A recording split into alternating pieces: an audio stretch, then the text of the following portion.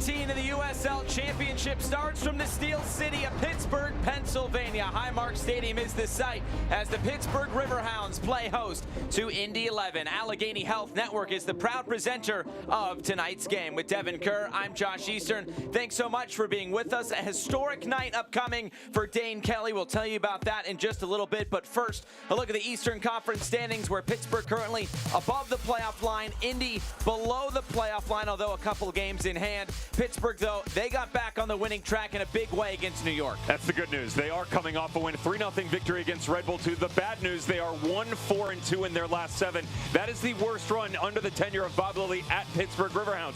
If you take a look at the last couple of seasons, they are only averaging .83 goals against per game. They're at 1.35. Right now, they've actually doubled their season total, even though they've played 17, comparing it to the 2020 season, which only .625. They got to clean it up. It's simple. Got to be better at scoring goals in front, but defensively, they have to lock it down. It's been their identity. Time to get back to it. On the other side for Indy, they're also looking for form. They've also been leaking goals. Same story, different day. 1-4-1. Expected goals against, 1.82. Now, that's what they should be coming up with, right? That comes out to 10.89 goals against overall over the last 6 games. The problem, they've given up 16. 4 of those games were 1-goal games. It's 6-point turnaround. We should be having conversation right now, Josh, with Indy 11 sitting on 27 points and an opportunity to jump into 4th. They need to clean it up and follow the same route that the Riverhounds do on the defensive side of the ball, especially right down the middle. And that 6-point gap would put both these teams on 27 points. So we are building up to first kick tonight. It's a rainy night here in Pittsburgh, but we have lineups and first kick next.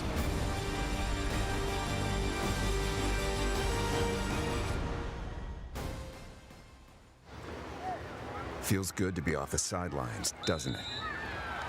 Oh yeah, it does. That extra effort with AHN Sports Medicine got you back here. With every specialty set, custom training day, and personalized drill, you bettered your body. Now line it up. They don't see this move coming. Told you. Go next level with AHN Sports Medicine. Fun comes in all shapes, sizes, and jackpots. These games, they've become a part of me. They get me excited, make me happy. Although I've never been one for math, I've never had more fun with numbers. The thrill, the suspense, you know, it leaves me speechless. But if there's one thing I have to say, it's how much I love it. There's a lot of love for the Pennsylvania Lottery, and when you see how fun it is, you'll understand why.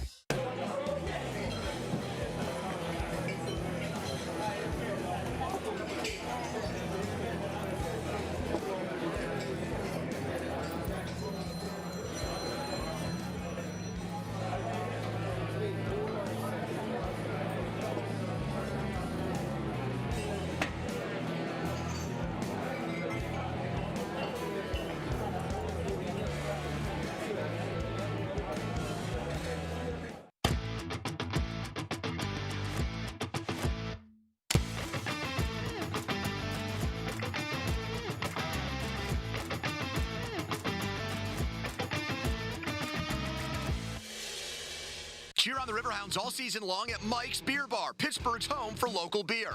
With 21 TVs, over 300 local beers, and amazing food, Mike's is the place to be.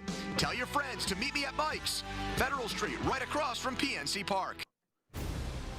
Well, it is a historic night tonight with Dane Kelly in the starting lineup. He will break the record for most all-time regular season appearances, and just another crown for Mr. Dane Kelly, Devin. 7 different teams for Dane Kelly in the USL Championship. Seems a long time ago when he started with the Charleston Battery. 105 regular season goals, and now 2 crowns for the great Dane, and an opportunity to add to his tally tonight against Indy 11 and Mark Lowry. Time to take a look at tonight's starting lineups. They are proudly brought to you by Armina Stone. Here it is for Bob Lilly. Grain of salt on this one, and I say that because we expected, obviously spoiler alert, it's not happening, Solomon Asante to be in the lineup given what we were told by Bob Lilly and Mark Lowry. So Dixon could switch over to the right-hand side and Biasi come to the left. We had Dixon and Cicerone together, paired up against the right flank of Indy 11. It's a possibility that could change. This team is so good at so many different formations that they throw at you. What they need to be better at is the back three. Better communication coming off from Jamali Waite onto the back three, and their rotation and transitional moments going forward. Indy 11 and Mark Lowry, they're going to make a couple of changes as well. Feldberg will come in, Justin Ingram, Alexander McQueen, and Neville Hackshaw add themselves to the 11. It's a makeshift of sorts. Bishak Jerome on the bench, Solomon Asante on the bench. The names continue to go on. Remember, no Arteaga because of the fact that he's suspended, double yellow last time out. This could easily be Feldberg to the outside, Aguilera to come in to try and congest some in the middle. Mark Lowry's biggest concern coming into the game, too many easy goals, too much space given up, coming right down the center of the park. And those lineups brought to you by Armina Stone. So that gets us set for first kick. It's been raining for most of the evening, and it's coming down pretty heavy at the moment. Indy will be in the black and blue checkerboard. And there is Dane Kelly as Pittsburgh wear their white kits tonight. Our referee, Matthew Conger, the New Zealand native, he actually took charge of Iceland-Nigeria 2018 World Cup. He's officiated in the Olympics and many other international events. So good man in the middle for tonight's proceedings. And there is the whistle. We are underway. The Pittsburgh Riverhounds and Indy 11. And as we talked about in the open, both of these teams just looking for some form. Last time out for Pittsburgh, it was that 3-0 win. And when we talked with Bob Lilly, said there was a little bit of more urgency to our play. We defended well, but he says that's not quite the final product. Is already Indy 11, an early opportunity. This one blocked down by Alex Dixon and picked up there by Dane Kelly. So he said maybe don't read into it a ton just based on form of where New York is, but there's no doubt, he said, it was important to get back on track.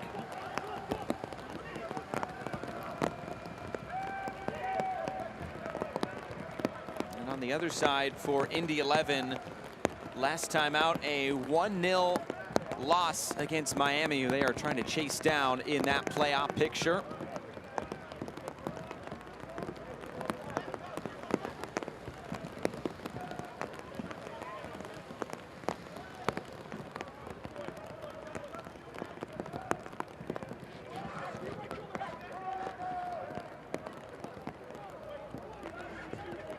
Headed all the way back.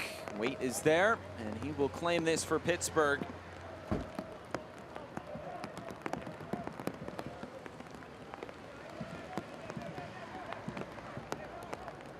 A big thing from Bob Lilly this week, he said, kind of the read on where we are at will show in games to come.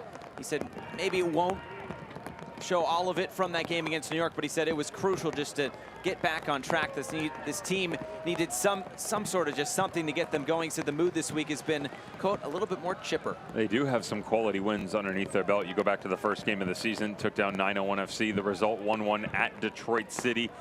Then there was those back-to-back games where it was Birmingham, Legion, and El Paso, and then all of a sudden the wheels started to fall off. It really came to a head back on June 11th against the Charleston Battery. But when you watch the overall play, it's just the space that's given up, and specifically within the back three for the Riverhounds. Whether it's Wheat or Arturo Ordonez, Mikal Williams, Jelani Peters, there's a list of characters that can be involved. All of them seem to just make poor decisions on one play. You get one guy that steps off. Historically for the Riverhounds, you'll step in, lock it down, everybody drops in, the wingbacks help out, great in the middle of the field. That hasn't been the case. And so it's been a runaway train the last couple of games, but the confidence instilled against Red Bull 2. Bob Lilly said it's exactly what they needed. Now the question is going to be, can you carry it over? Said coming in, saving grace, back at home. 5-0-1 at Highmark this season. Comes the throw-in, flicked along. Griffin trying to keep this alive. Little back heel blocked down, and this will go back to Indy 11. Some other milestones tonight for that man right there. AJ Cochran, his 150th regular season appearance. His time with a bevy of clubs, most recently though with Phoenix Rising.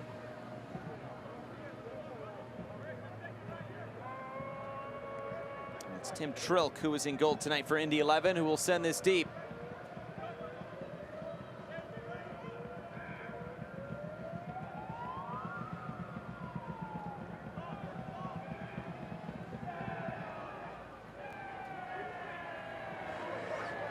Last time Indy 11 was here at Highmark Stadium, you might remember that 90th minute winner in 2020, Tyler Pasher, scoring just a wonder goal for Indy 11 to take down the Riverhounds that night. They're 1-2-1 all time here. So that is their only win as this is lofted over the top, skips off that wet surface to Tim Trilk. No, the boys in the Steel Army aren't going to like you for that one. I'm sorry. Yeah, it's apparently turned into a game of adult enjoyment, we'll say. Oh boy. Ever since the moment that was the bad man from Canada up top in the latter portion of that game. The name is mentioned. They then have a quick little wink, blink, and then the nod with a Stein. Oh, I didn't know. Just a little sip of the naughty water and then keep moving on. Now I know, so cheers. 1-0 Josh Eastern.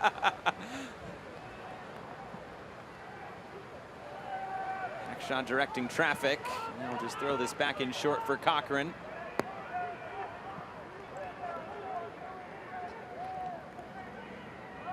Well, for Pittsburgh, Indy, the last team in the Eastern Conference, they've yet to play. 4-3-2 all time. They did win last year in Indianapolis, a 1-0 win for the Riverhounds.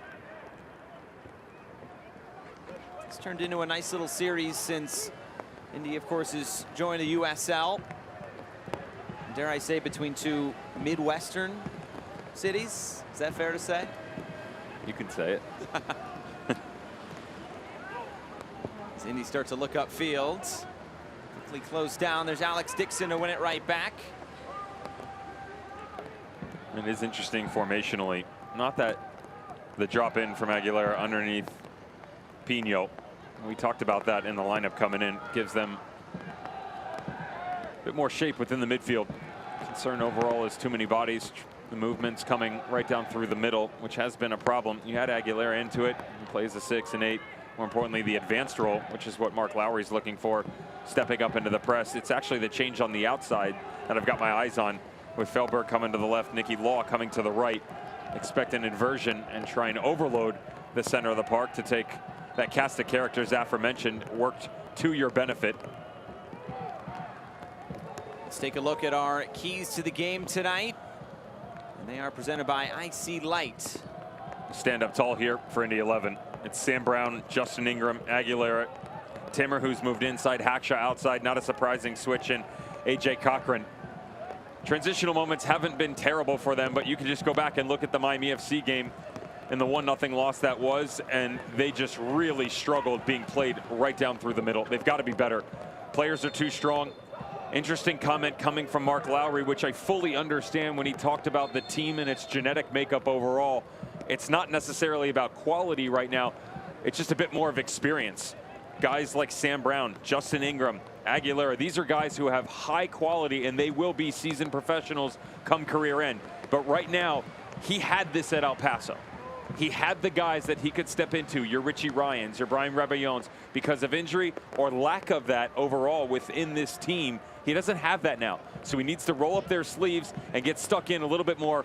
Every now and then, especially in the Eastern Conference, you're going to have to learn to grind out some of these results. It's McQueen who stands over this, curls it in. This will bounce out of play. And I want to follow up on that. How much different of a challenge is this for Mark Lowry? With El Paso expansion team, he could bring in the players right from the get-go that he wanted. Here, he's left with some players from last year, and he also, of course, has brought some over from El Paso and players that he, quote-unquote, really wants. He's doing the best with what he has right now, and that's not a knock on the roster. If you look at the quality of players from within, these guys can turn some heads a little bit. Now, would I bet on them to finish in the top 4, get a bye in the first round and finish #1 overall? No, but it is a playoff team. And you can argue that a couple of different ways, namely the one that we made in the Open, Josh. In the last 5 games that they've played in, 6, excuse me, they should have scored or given up more and less. They should have had 6 more points to their name. So to my point, they could be jumping for a top spot right now. But even if you cut that in half and only had 2, no longer are you a team that's 3 points back or 4 points back. You're jumping team and leapfrogging week to week. And that's what he's looking for right now. they started on that unbeaten run earlier on this season and then were decimated by injury. So you're looking from regularity of performances within your players, building some character and confidence, and more importantly, the repetitions within the system itself. It can't wash, rinse, repeat every single week, which is what they're dealing with right now. It's a team that hasn't made the playoffs since 2019, of course, when they were ousted that year by Louisville City. Something on here for Pittsburgh. Ibarra. Riverhounds will circle back.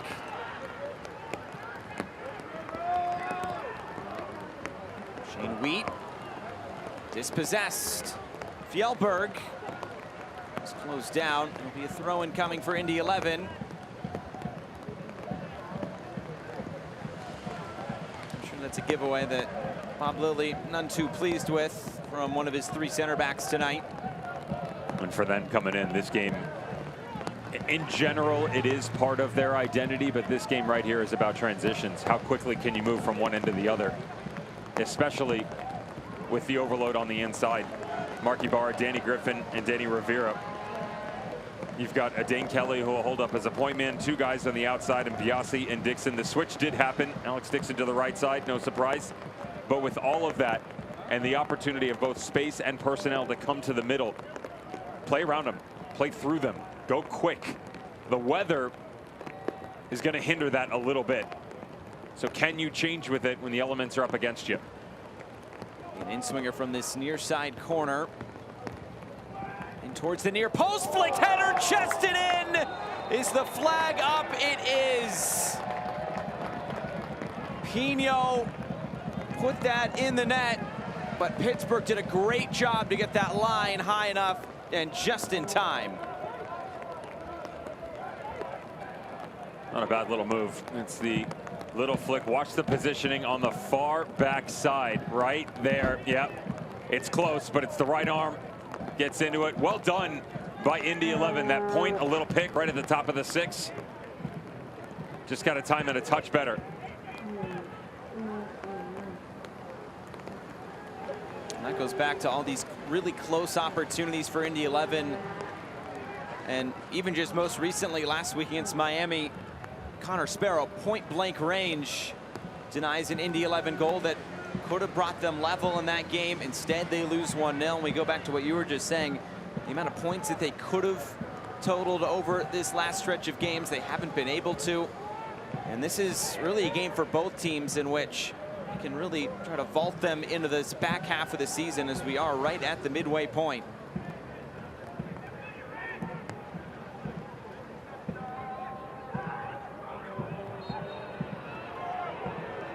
You can't watch the match on Sirius XM FC 157, North America's only 24/7 source for engaging soccer talk, including USL All Access, Tuesday nights at 7 Eastern.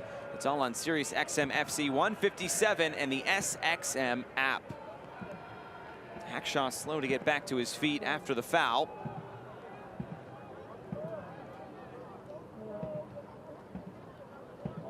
Just going to leave a mark. Nabil Hackshaw. And is that a pun intended? yeah, Jared Timmer. I do like the fact that he's got the 2 of them paired next to each other. Jared Timmer primarily utilized on the right-hand side, but because of the fluctuation of the players that have come in and out this year, he has had to move him around a ton, bring him over to the left, that's fine. Play him at center back, that's fine. There's another turnover. Griffin, Dixon in support. Dixon's cross, header is down and wide. Cicerone, a free header right there at the top of the 6. Same story, different day. Cochran playing back to the goalkeeper, Tim Troke. Just head up the entire time. There's plenty of space here. This clearance has to be away. If you're gonna make the mistake and take a chance, it's gotta be to the outside. You want neither. Instead, comes right down the middle. Can you be better defensively? Indy says no. Can you put more in the back of the net where Pittsburgh have struggled? Same argument there. Trilka's first season with Indy 11, coming over from the Chattanooga Red Wolves, where he made 21 starts a year ago. Seems like it's been a rotation of goalkeepers, and of course another one coming into the fold with the trade announced this week. Sean Lewis coming in from Tulsa, and Noah Powder going the other direction. So another name will be in that goalkeeper conversation for Mark Lowry in Indy 11. Of course, it was Elliot Panico early on before he went back. Brian Meredith, a quick stint. And Alex Svetnov, the 18-year-old, is on the bench tonight.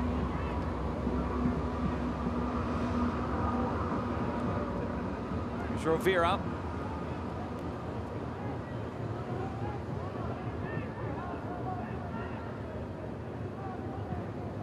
Cycle it off to the far side.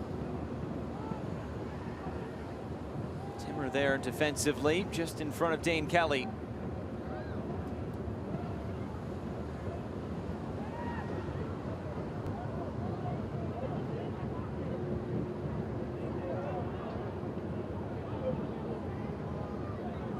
The 11 also without Manuel Arteaga tonight. Venezuelan picked up double yellow last time out against Miami. Seeing his 5 goals and 2 assists so far. Long switch of play. Hackshaw put his head on it and gives away a cheap corner kick.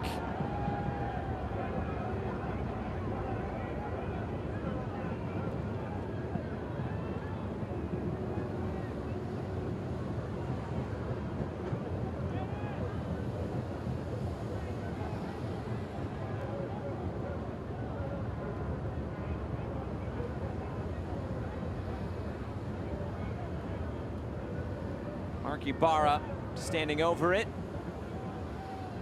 Curls this in. Immediately headed clear. He's Cochran up for it. Maybe something else on. Second ball back in, cleared away. They'll still have another chance. Ibarra lifts this in. Cicerone got a foot to it, trying to collect it. It might turn in to a transition opportunity for Indy 11. Fjellberg. Indy 11 can recycle.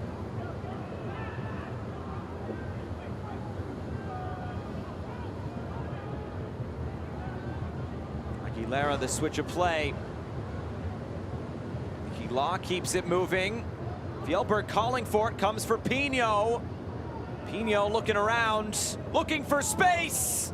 And the shot is just wide. Stefano Pino has been close twice so far tonight.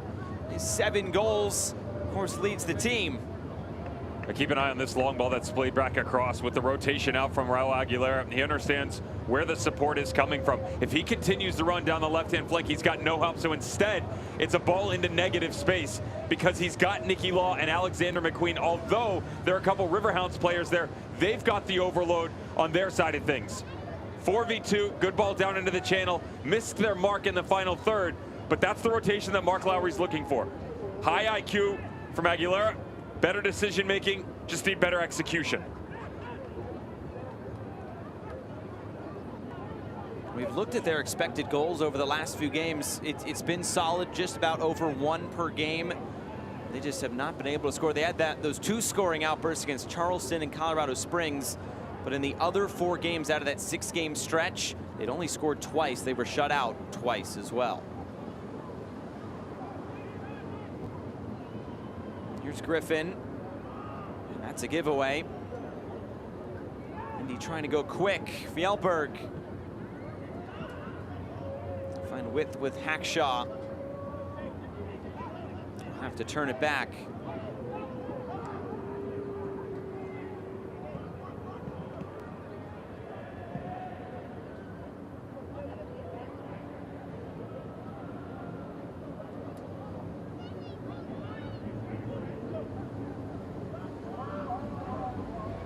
Hackshaw trying to loft this over the top, bouncing once and taken by Jamali Waite.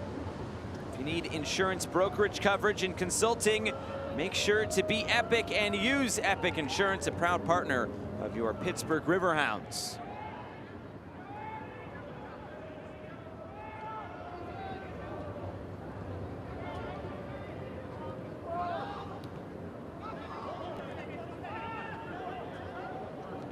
Looks like the rain has gone away, at least for the moment.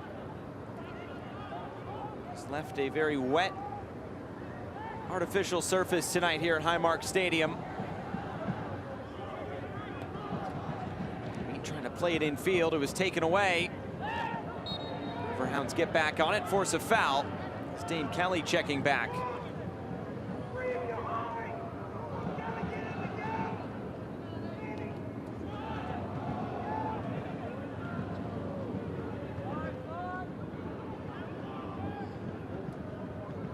Another giveaway in the middle, and Indy trying to turn upfield quickly. Again, it was Pino who was dispossessed.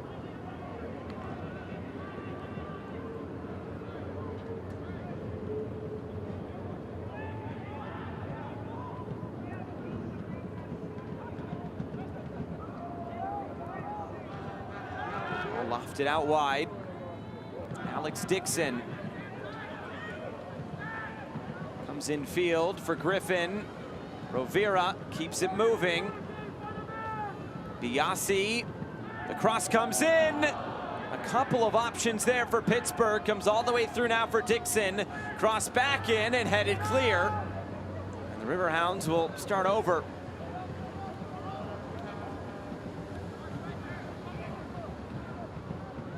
Dixon has found some space on this right side again. Comes to the near post. The redirection wasn't there. A run all the way out for an Indy throw-in with the pressure on from the Riverhounds. Ton of patience here by the home squad. Great rotation all the way to the backside. You have to question why Neville Hackshot turns his back in this situation. You got plenty of coverage. Fjellberg had come back, then he overcommits as he slides over. Hackshot turns his head. They get lucky that Dane Kelly pulls out of this run, because there's Eddie Griffin crashing the party on the near post. If he doesn't get the touch, you have to have a backup plan. You would assume that's going to be the great Dane Kelly. 105 regular season goals, leads USL Championship all time. He just switched off for a second.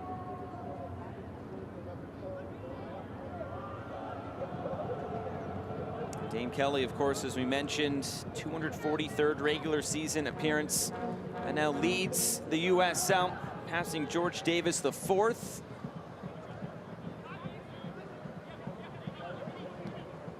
There are a few active players, Kyle Gregg, Jan Ekra, who are just below, so I guess that could be overtaken by one of them in the coming weeks or months or years, depending on how all those players' careers shake out from here on out. Not happening this year. You don't think so? Not happening this year. We'll say that Jan Ekra seems to have hit the fountain of youth with the Tampa Bay Rowdies. He doesn't really ever age there. Kyle Gregg seems to have found a resurgence of form. Pretty impressive, the careers that these guys have had, not just within the championship, but overall in their professional lives.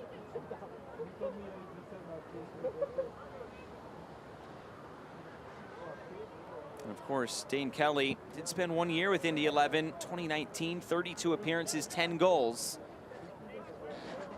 Just under 10% of his goals have come with Indy 11. This taken on the half volley. Good strike there by Nicky Law. Found himself in some space. Said why not, but it's saved by Waite.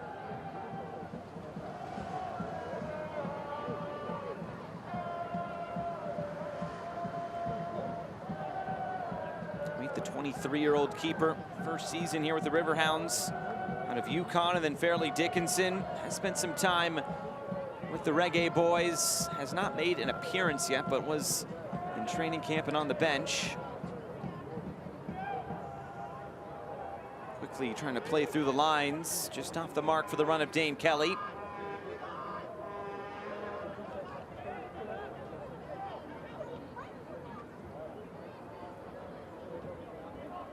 Pretty interesting, the rotation within the midfield three for Denny Rivera, Mark Ibarra, and Danny Griffin. A lot of times you'll see them hunting packs where the three triangularly will just move side to side, give each other options, but with the understanding that comes from the back three and your outside midfielders, that hasn't been the case as much this year, and it's certainly not the case now. It's almost over rotation. Rivera playing primarily as the lone six, but Mark Ibarra dropping in. Griffin jumps on top of the triangular shape. He's on the left, he's on the right. Song a couple of minutes ago, almost knocking in the opening goal on the near post.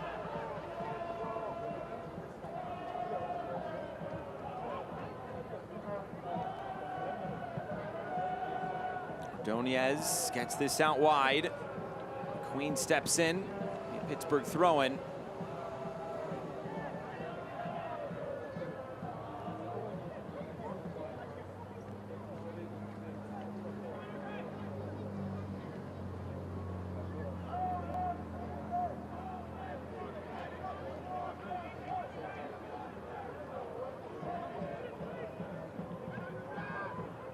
Ibarra trying to come in field again. It's taken away.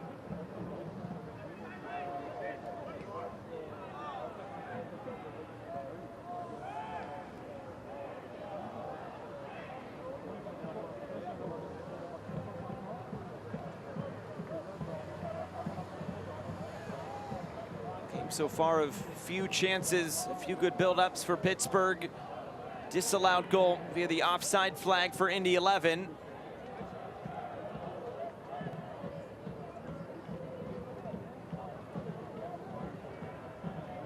As much as you're dealing with the defensive woes for Indy 11, also got to understand coming into the game tonight, 2 matches back-to-back scoreless.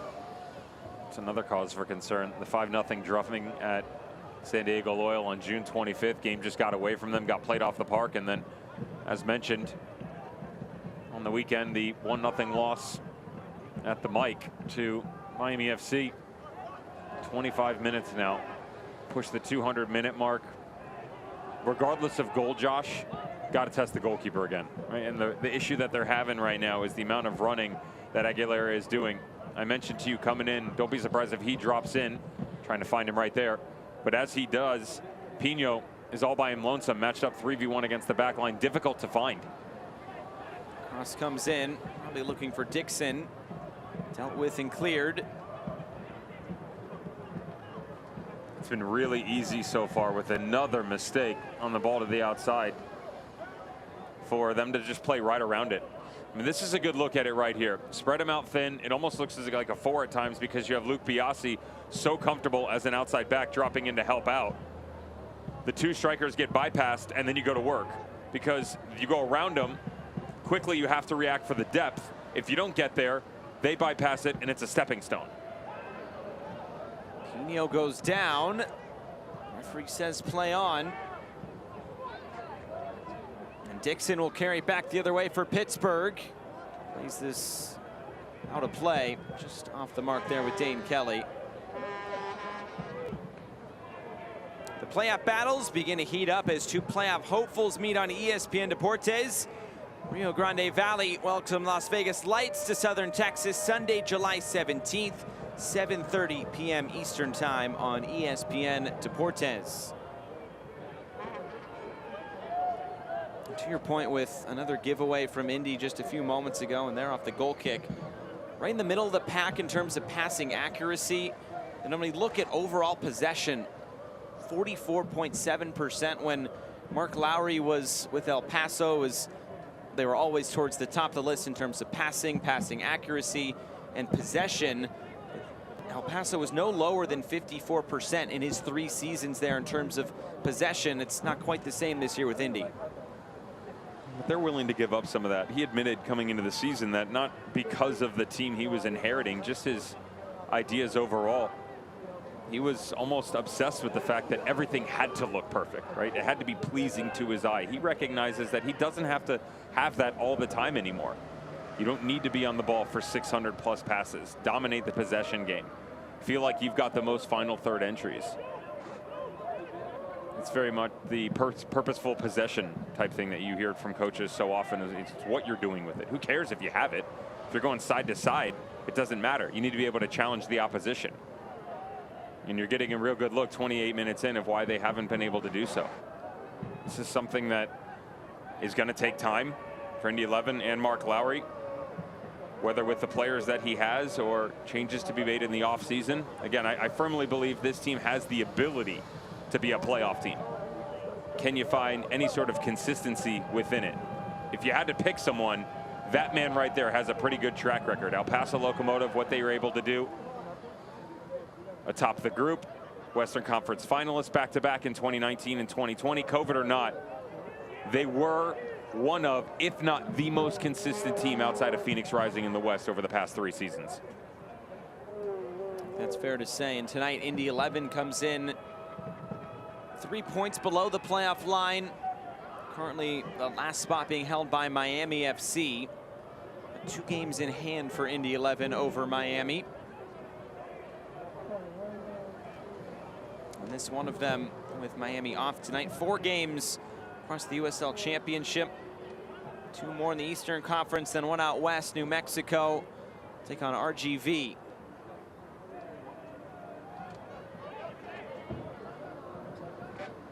How about a quick shout out? Tristan Traeger has put together a nice little run of games for Atlanta United 2. They're in action tonight against Birmingham Legion at home.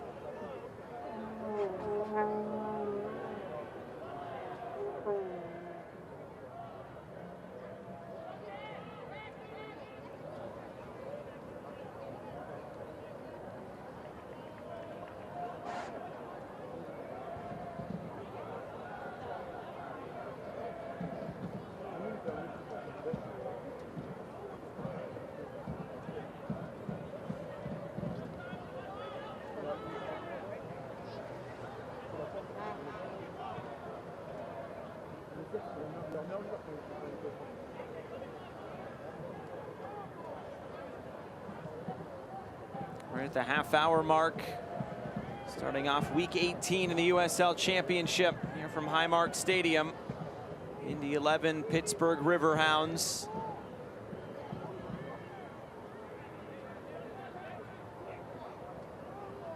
Indy 3 straight losses, winless over their last 4, just 1 win in their last 6. As for Pittsburgh, they were on a tough run of form. That win ended the 6-game winless stretch. Included 4 losses. They were 0-4-2 on that stretch.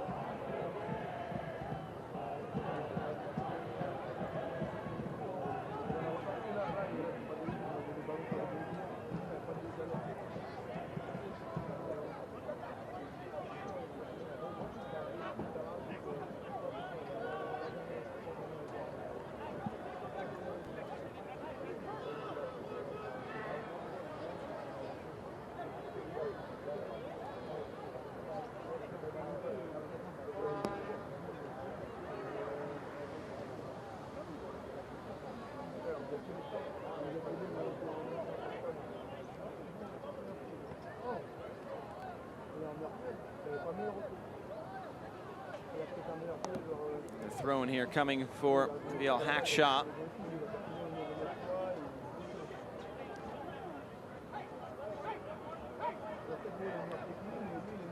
Long throw in, headed back centrally, looking for Aguilera. Fjellberg. Shane Wheat sends it away. They've got to find a way to flip this field a little bit if you're Indy 11. They pen so deep, even if they get the opportunity to play out of the back. Look at how much ground you have to cover. It was a good situation where throw by Hackshaw, flick in, even with the half clearance, the immediate shout for Bob Lilly, even though they didn't have the ball. Higher, quicker. He wanted them off that back line and pressing up high quickly just to reset the defensive shape. That when the ball finally goes long, he got exactly what he wanted. You compress the field, make it more difficult to play out of the back, and then another turnover. Play right into the hands of Pittsburgh Riverhounds right now. Looked like Law was running away. The referee, though, had already blown it dead. Be a free kick coming. I think the referee understands Nicky Law's argument there. Open through halftime with quick service for food and drinks. You will be allowed to re-enter the stadium after leaving. Stop out to see the selections. This played over the top and straight out of play.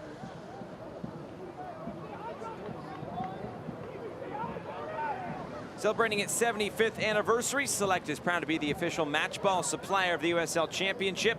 Choose what you play with at selectsportamerica.com. Select, League's choice, player's choice.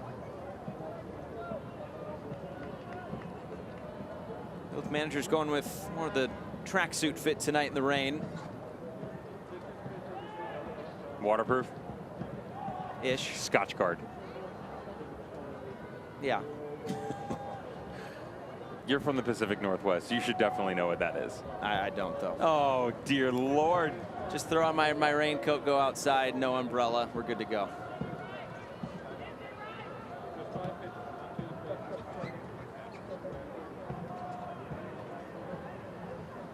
Here's Ibarra. Ran into his own player, but was able to keep possession.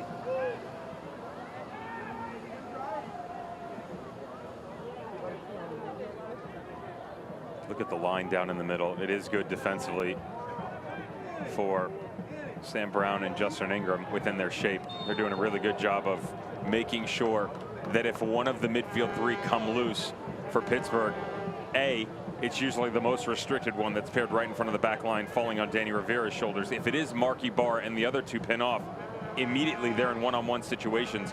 So you're seeing a lot of the ball come to the near touchline, cycle onto the back line, reverse to the other side. The rapidity of play has to be faster, and eventually, Josh, if you can't break them down in that fashion, you're going to have to go beat the player in front of you. That doesn't mean one of the back three is going to take a chance. That means when the ball's played into a Danny Rivera or a Mark Ibarra, in the example I just gave, spin off, go beat him, and then play it. As Griffin curls this in, too tall for everybody, but it's Dixon. Appeal for handball. This trickles out of play. It'll be a corner kick anyway. The referee says the hand was in towards the body. Oh, I definitely felt it hit the hand, but he also, when he turned, it looked like he cupped his arm right up underneath the torso. Neville Hackshaw, watch his left arm. Spins to the right. Was actually hit the right hand? I think it did hit his left hand, but it was on the inside. Yeah. Oh, it does hit the right hand. Ooh. That's more difficult. Corner comes in, it's down and just over the bar. Good opportunity there. Danny Griffin flying in. Fans, just as a reminder that after the game, And an interesting decision there from the referee. Still Pittsburgh able to make something of it. It's not a bad little opportunity on the near post for the Pittsburgh Riverhounds. Indy 11 still complaining a bit. But look at how deep Danny Griffin comes from. Outside the top of the 18, tries to challenge it. The one thing that you can say about the no call for the referee, it's actually a part A and a part B off of the comment. It's subjective based upon his angle. So A, if the arm, even though it hits the right arm, look at where he's looking from. Can he actually see it from that direction because of the way that the body's turned? More importantly, can he see the angle? And B, the right arm itself can still be near the torso. With the rule change and the way that it's interpreted now, it's better for players, in my opinion, as he turns, if the actual arm itself is up against the torso, even if the arm's away from the body a touch, if it's up next to the torso, most referees are not going to call it in that situation. The only reason you'd really see it called in that situation if the arm is above the shoulders. That's kind of that new rule. That's some more of an unnatural. Yeah, the new. How many news you want to add in? The updated rule.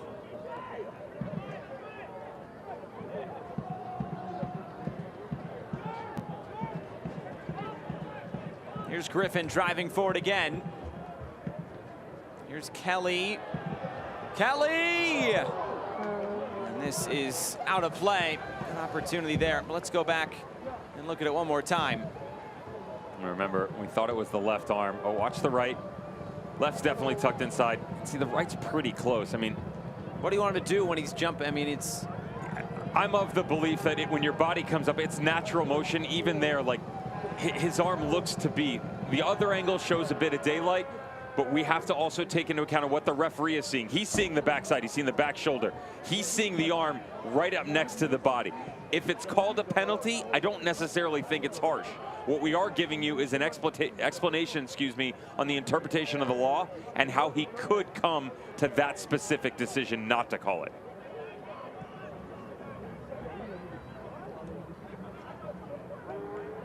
Pittsburgh on the front foot. Biasi, the cross into the back post.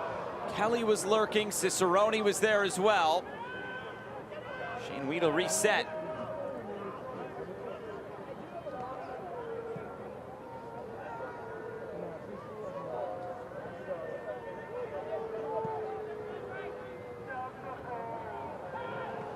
Headed back centrally. Cicerone circling. As far as Ibarra. Rovira keeps it moving out for Dixon. And Biasi have switched flanks. Cross right at Trilk.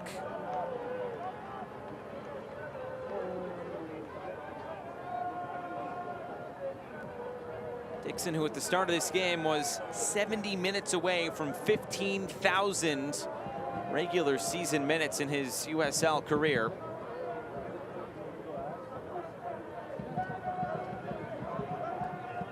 Quite a few milestones in this game.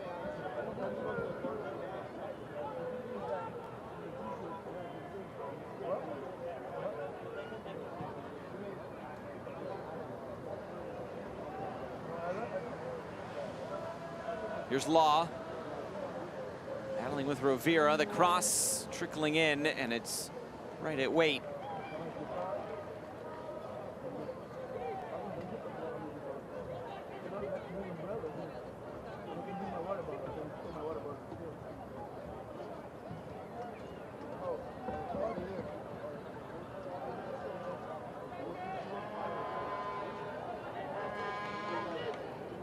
Five minutes to go until halftime. Stalemate between these two sides.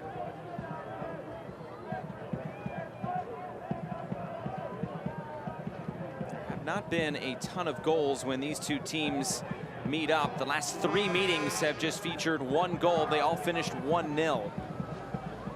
Oh, Danny Griffin. That's a good sequence by the Hounds. Pushed him down into the corner. Got everything you asked for. Isolate him with almost no space. You're forcing a long ball off of the back line or a mistake, and then consequentially a turnover instead. You draw the foul and give it up.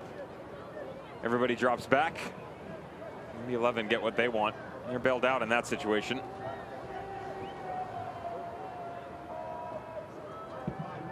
Mike's Beer Bar isn't just home to the famous Steak on a Stone, but is also the official watch party location of the Pittsburgh Riverhounds. Meet me at Mike's. You have a favorite beer? Like style of beer anyway? Style, yes. Wheat.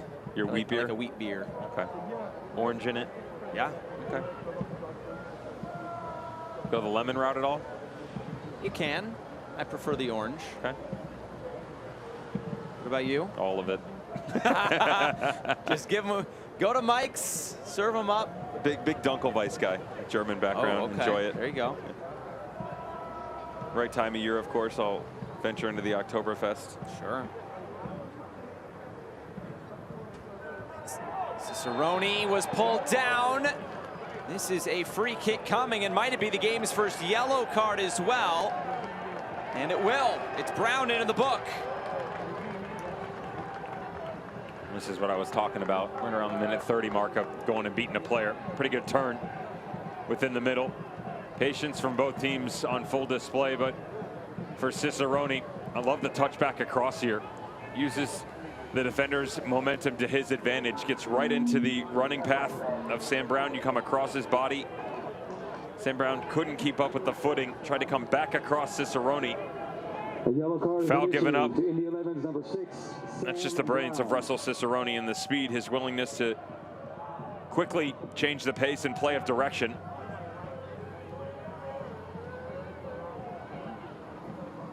Barrow's been standing over most set pieces. Two-man wall just protecting one part of the goal. Barrow will curl this in. That header to come back across the face of goals, too far. The near side run of Danny Griffin. It's cleared out of play.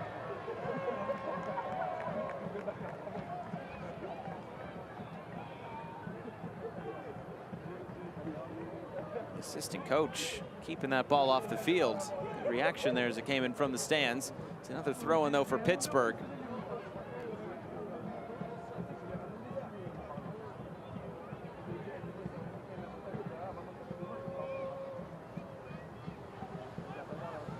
Barra.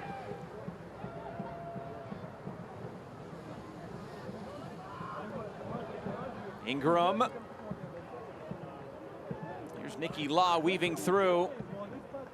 Pittsburgh, good job to get bodies around the ball, make that difficult for Indy, and they do force the turnover.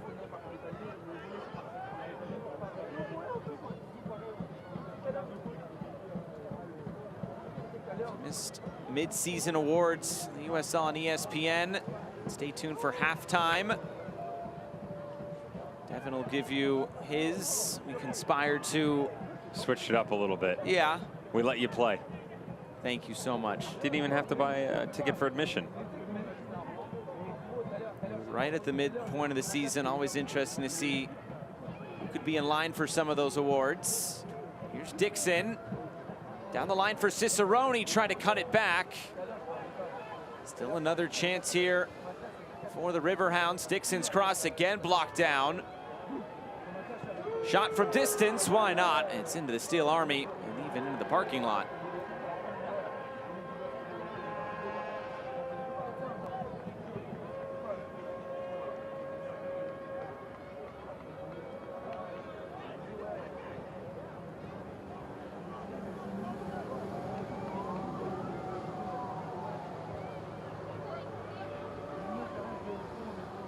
A rainy night has turned into quite a pleasant night here in Pittsburgh. So we get into 1 minute of stoppage time to close out this first half.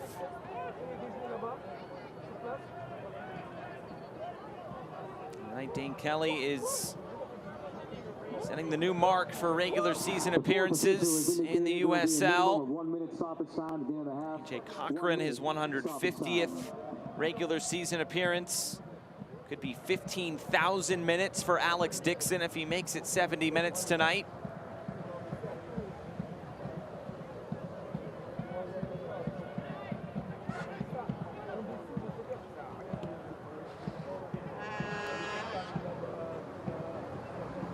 As we mentioned, when these two teams meet up, usually one goal is the difference, as it has been over the last 3 meetings.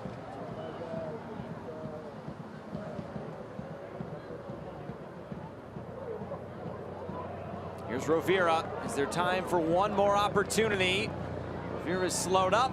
Matthew Conger brings a close to this first 45 minutes of play. Nothing to split the two. Pittsburgh, though, with the lion's share possession and the chances. I would say that the outside mids have gotten better for Indy 11, but the swiveling motion we thought we'd see where they invert to the inside and help out the attack, not there.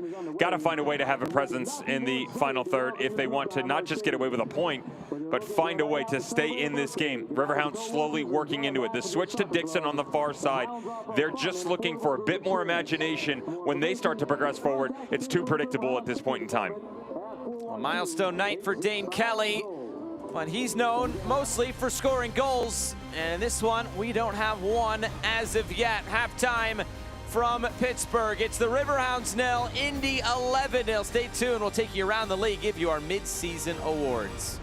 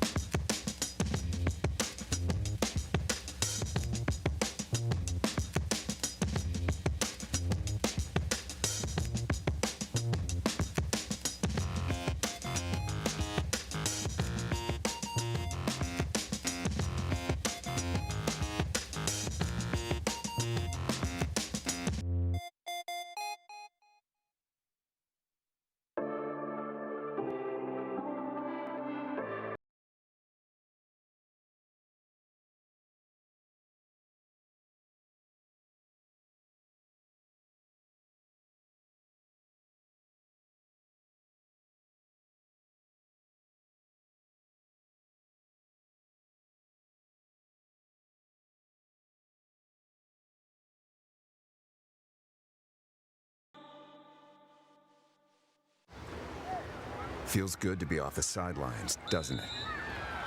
Oh yeah, it does. That extra effort with AHN Sports Medicine got you back here. With every specialty set, custom training day, and personalized drill, you bettered your body. Now line it up. They don't see this move coming. Told you. Go next level with AHN Sports Medicine. Halftime, Highmark Stadium, Pittsburgh Riverhounds and Indy 11 midweek action in the USL Championship.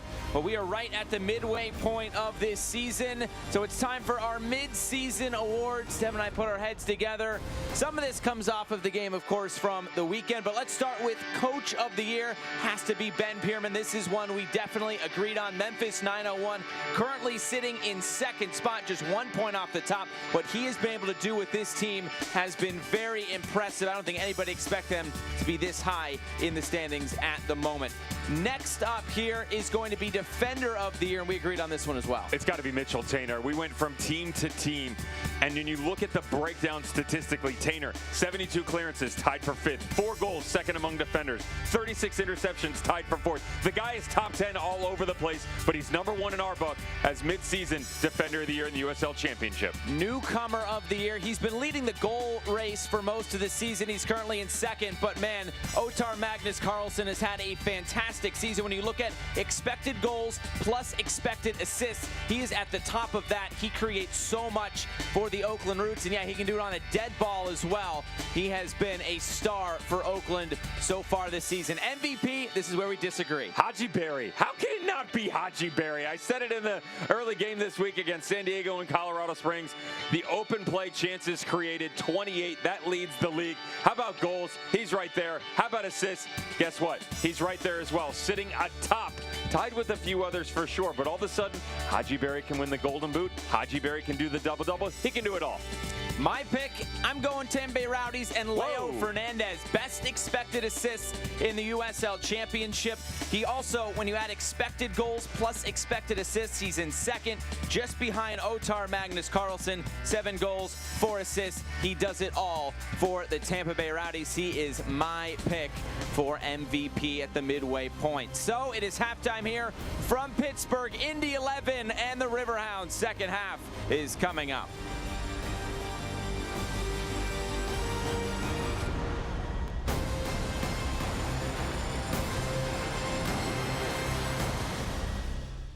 Goes topics. I mean, yeah, let's talk about today we're gonna go topics. Roll it down. I am. You don't need a car to listen to Sirius XM. You can listen anywhere. You know that, right? What? Kevin Hart's Laugh Out Loud Radio. Kevin, you could use your phone. What? What? Alexa, play Kevin Hart's Laugh Out Loud Radio on Sirius XM. What? This is how I know you're getting old. I guess that was it. What?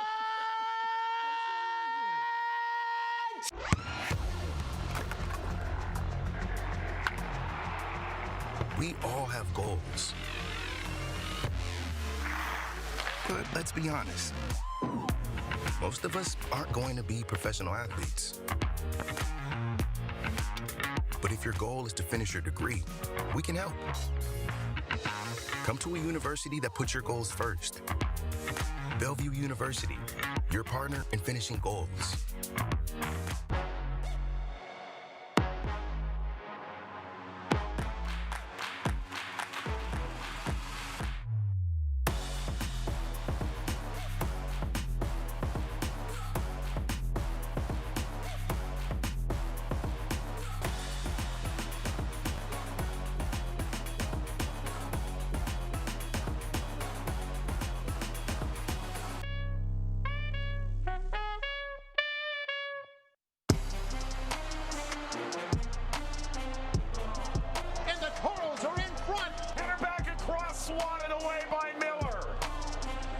Volley from Aquay. Wow. What a wonderful team move for Las Vegas. And a goal from Trejo. Spectacular buildup. Alvaro Quezada, good feet. He's found the upper corner.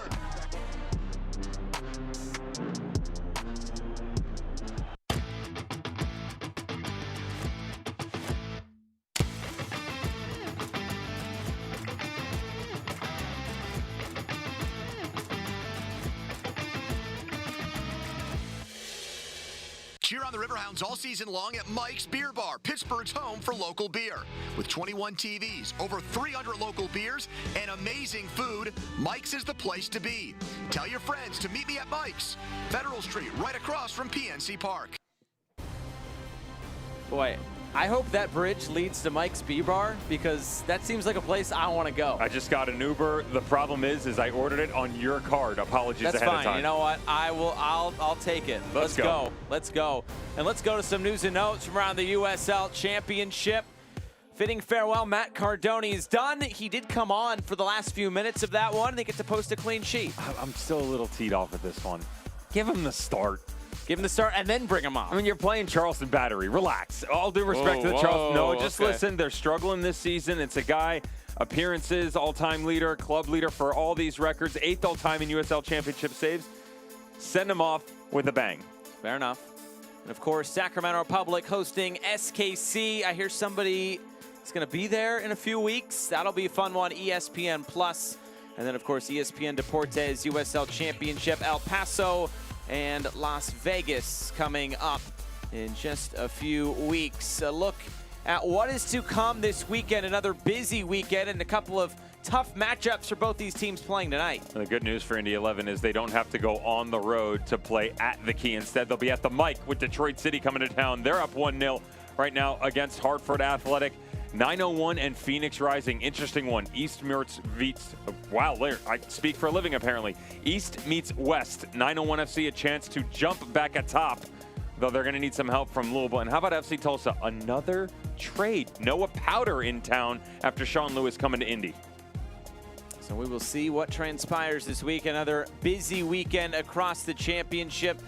But there are a few games in action tonight. How about Detroit up on Hartford, Birmingham up on Atlanta United 2? Another Enzo Martinez sighting. These are the games that if you're Birmingham Legion, you have to continue to close out. They've had too many games very close in nature. Going in the last match, 14 goals for, 12 goals against. It's eked out. I'd like to see them pull away here. Enzo Martinez starting to gain some momentum. How about Agadello get involved? Let's even get Ryan James, former Pittsburgh guy, flying up and down that left-hand flank. Get the guys on the front line some confidence moving forward, so when some of the bigger teams come to town or you have to go on the road, you're ready to fire. Tom Sohn, though, not in the technical area tonight after he left the Louisville game just a little bit early. On the way to Mike's. On the way to Mike's. Let's take that to Mike's. We're coming. We're on the way. Second half is also on the way.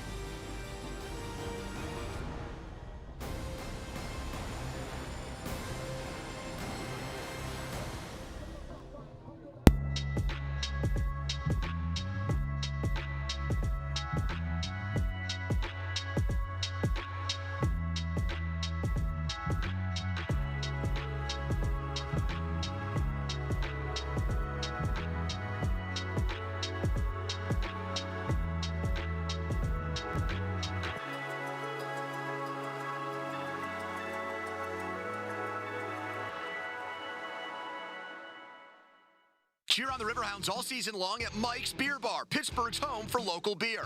With 21 TVs, over 300 local beers, and amazing food, Mike's is the place to be. Tell your friends to meet me at Mike's, Federal Street, right across from PNC Park. Fun comes in all shapes, sizes, and jackpots. These games, they've become a part of me. They get me excited, make me happy. Although I've never been one for math, I've never had more fun with numbers. The thrill, the suspense, you know, it leaves me speechless. But if there's one thing I have to say, it's how much I love it. There's a lot of love for the Pennsylvania Lottery, and when you see how fun it is, you'll understand why.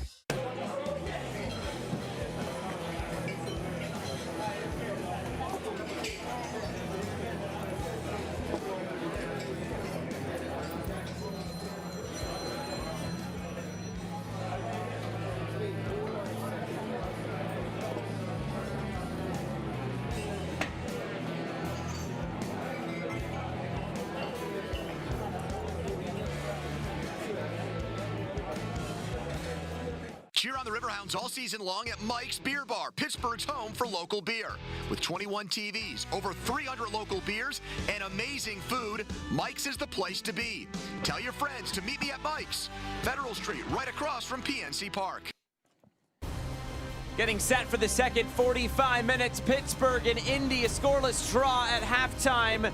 There were some chances through the first 45 minutes, few and far between, but they were there. As we'll look at our first half highlights. And we'll start with Indy 11. They thought they had the opening goal, but the offside flag rightly coming up. Move to the top of the 6, love it. It's 3 separate players. One holds up here in Jared Timmer and AJ Cochran. The second 2 continue forth.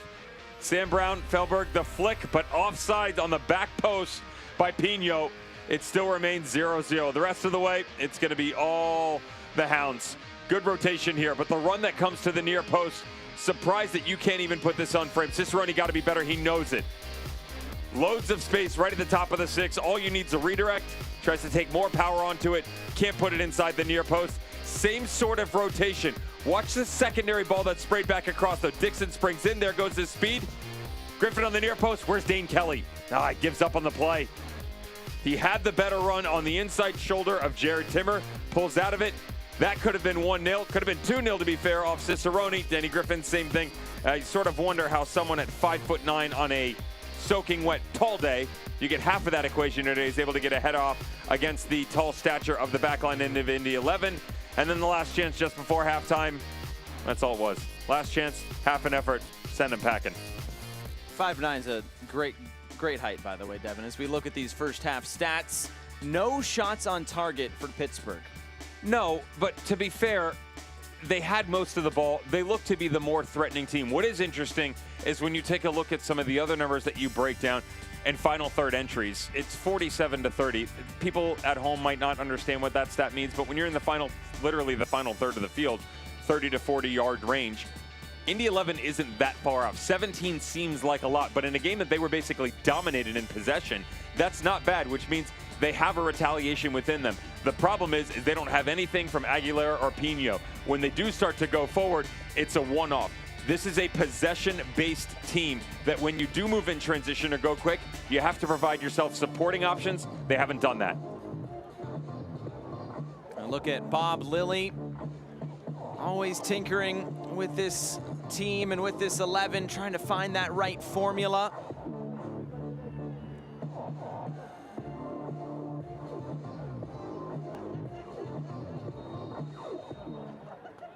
As we get this second half underway, there will be a substitute. And of course, plenty of experience coming onto the field. Solomon Asante checking in for Indy 11 to start this second 45 minutes with Devin Kerr. I'm Josh Eastern. Thanks so much for being with us. Starting off week 18 in the USL Championship. So we'll see what Solomon Asante can bring to this side. 3 assists for him so far this season. And he's been sitting on 49 regular season goals for quite some time, looking to get to that half-century mark. Not only with the individual change for Solomon Asante, let's see how it changes the rhythm overall for Indy 11 and that attacking prowess that was missing in the first half. This is 4 positional changes because with Brown coming off, Aguilera drops down into the midfield next to Ingram. Nicky Law is going to go back to the left-hand side.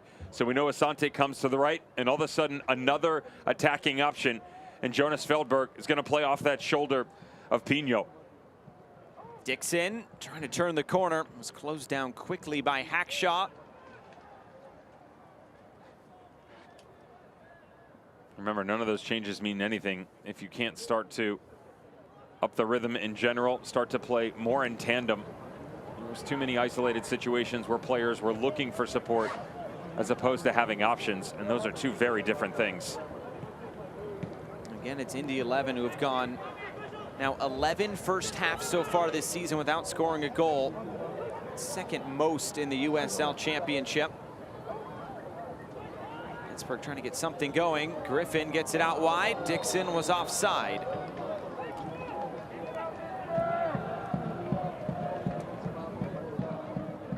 Thanks to Straw Brewery, Hounds fans can now sip the official Riverhounds Amber Lager while cheering on the team. Grab the Straub Riverhounds Amber Lager right here at Highmark Stadium or look for it at your local beer distributor.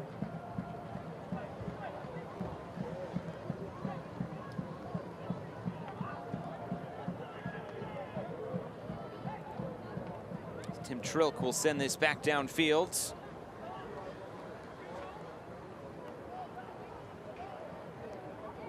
Dixon heads it down, looking for the run of Griffin. It was just off the mark. The one sub for Indy 11. There are some difference makers on the bench, and maybe an opportunity here. Dane Kelly just losing his footing.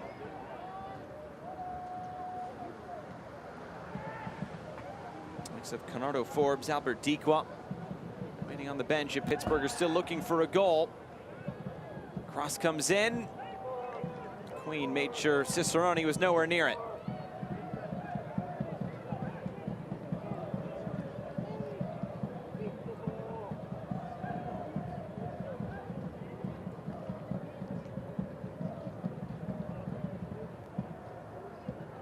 Rob Lilly always instructing his side. Mark Lowry chosen the short sleeves tonight on a rainy evening here in Pittsburgh. Bypass the all black. No collared shirt. For Lowry. I think he was wearing a collared shirt. Well, track top next to it. Put a little sweater over the top. Oh, okay. That's what I meant. I meant no dress shirts, sorry. Yes, okay. Apologize that I wasn't specific enough to your liking. I didn't understand where you're going with that. I also appreciate the condescending tone. Oh boy. Someone's got to liven it up. we're waiting for these guys to step out and get going here. Just 8 total shots in that first half. This is head of the long. Comes to the top of the area. Asante slices it out of play.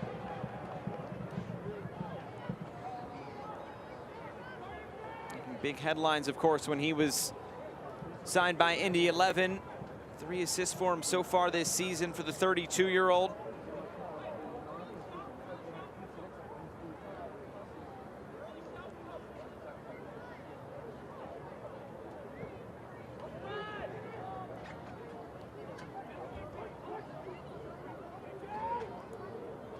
Griffin closed down by Cochran. Dixon up for it now. Over the top, it's Dane Kelly. The flag is up. It was a good first touch to bring that down. He left just a little bit too early.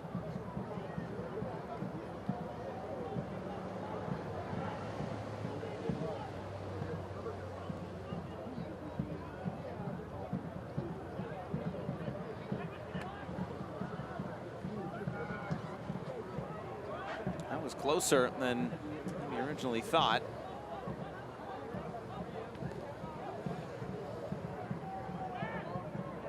Cicerone. It back for Timmer. Only plays it back for Tim Trilk. One touch and a clearance.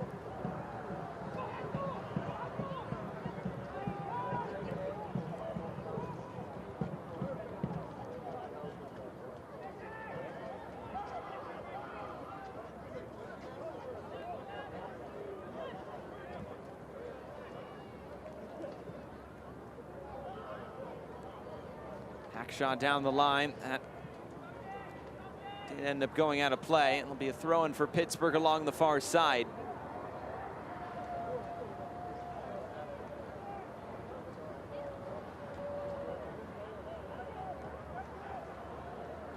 Bob Lilly made an interesting remark to us this week and says we're almost back in a building phase coming off that tough stretch of games. Said he's made subtle changes to get things back on track. Still looking, though, for that best starting 11. Of course, all the variables during the regular season, injuries, quick turnarounds, form, all those things that come into play. He says he doesn't really lock in that rotation or 11 until last few games of the season. This ahead for Asante, off the mark and out of play. That was the biggest talking point for me, because when you talk to most coaches around this league, they discuss the 10 to 12 games at the beginning of the year. And within that, that's kind of their measuring stick. So they'll go, okay, this is what we did in the offseason, players that we brought in, everybody that we returned. 10 to 12 games, they have a real good idea of what their starting 11 will be. Now, obviously, form can fluctuate within that argument, and so can injuries. But usually, you've got 9 or 10 guys that are pen to paper, and the other 2 you can sort of move around. Bob Lilly's almost the exact opposite. He actually made reference to the 2015 title-winning season when they took down LA Galaxy 2. And in that championship game, he said, listen, we had a guy that came off the bench that wasn't a regular starters in Asani Samuels, who had to work his way in. He only had 3 goals that season. 2 of them came in the final. Off the bench, had the opportunity for the game winner in the 113th, actually tied it in extra time to send it, or excuse me, it added extra time to send it into overtime to give them the 2-1 victory. So he does that a little bit backwards, but if you look at the consistency of what he's brought to the championship, it certainly works. And maybe part of that will affect what the goals they're conceding per game are, but hopefully his team is peaking at the right time at the end of the season. Of course, the unfortunate situation when they made the playoffs a year ago.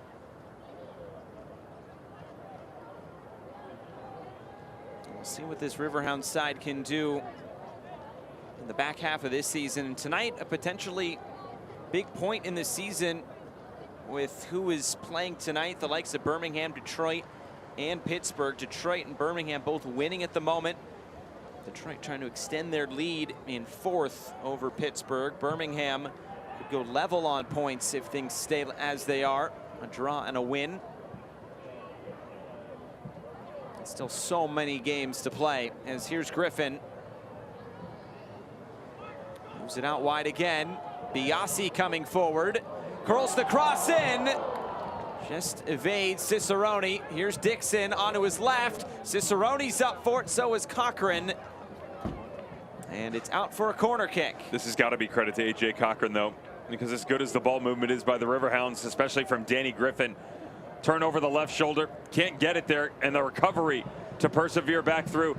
Watch AJ Cochran, inside shoulder, gets on the back of Russell Cicerone. Great job defensively by the center back. If that's a trailing run, Cicerone can jump in front. Instead, he pushes him away.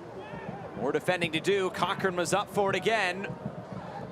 Is there something on the counter? It was closed down quickly by Biasi. Punched away by Trilk. Thought he had a chance to catch that. Instead, Pittsburgh can go right back on the attack. Here's Dixon. Cross comes in again. Too tall for Griffin. And out of play.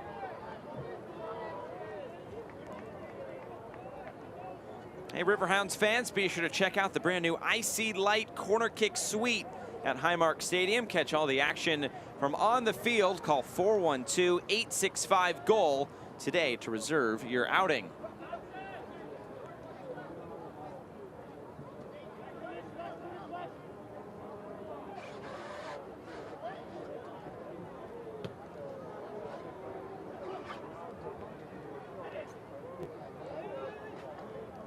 Griffin trying to go quick. Good recovery there in central defense. Still, Dane Kelly picks it up, and then he was dispossessed. Aguilera coming from behind.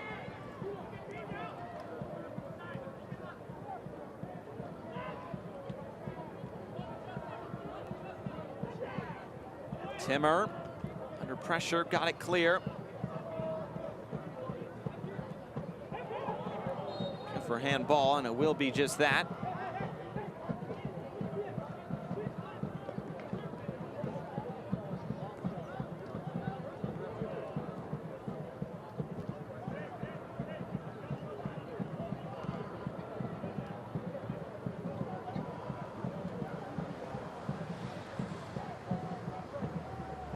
Over the top for Nicky Law. Again, cleared out of play.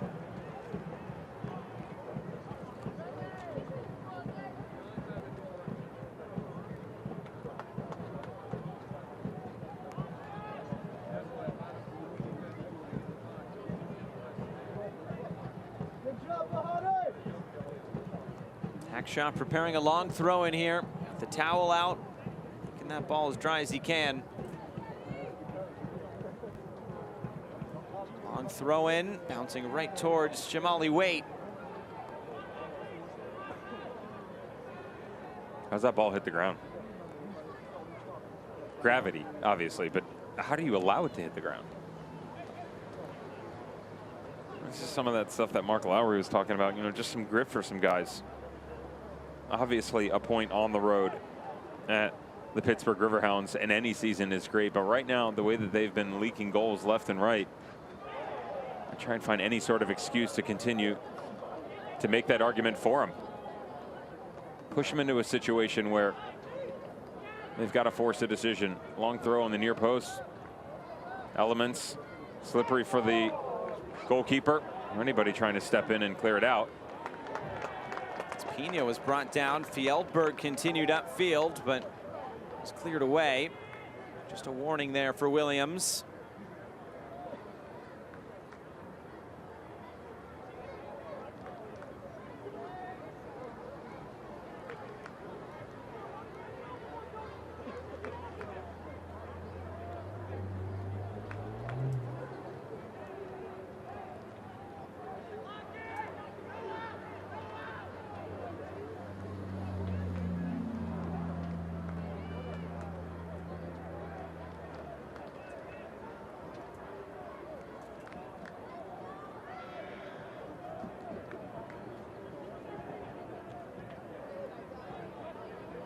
McQueen. And it looks like there will be some subs coming. Canardo Forbes, Nathan Dos Santos, Albert Dequa all coming on. Luke Biasi, Mark Ibarra, and Dane Kelly will be replaced. So a milestone night for Dane Kelly comes to a close. He entered tied for the most appearances so far this season, or pardon me, in his career. And he checks out 243 games played in the USL Championship. And Bob Lilly trying to find some guys with fresher legs coming into this match. Just outside 30 minutes to go. Also load management. Remember that they have to take on Miami FC on Saturday at 7 p.m. here at Highmark.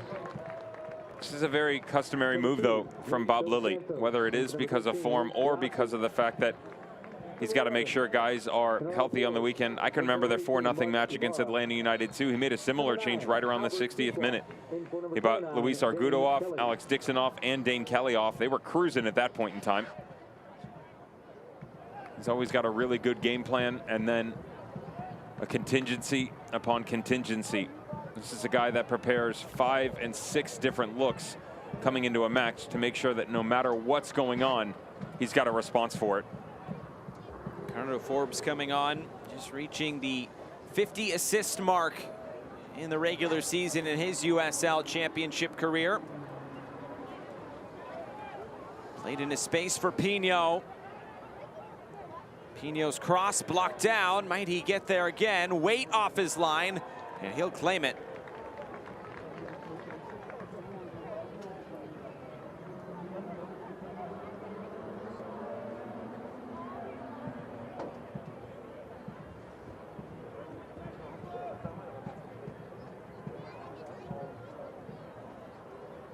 Conversation still ongoing between Bob Lilly, Dane Kelly.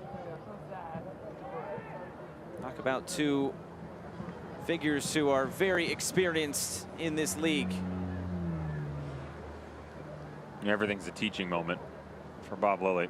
If you get an opportunity to pick his brain like a sponge, absorb it, soak everything up that he's willing to give to you, and most of the time he'll give you the shirt off his back when it comes to the knowledge about this game, about the league, everything that he's learned. One of the kindest that you'll ever meet, which might confuse you a little bit because you can always hear the barking orders coming from the sideline to his players. He just expects greatness, and you can't fault him for that.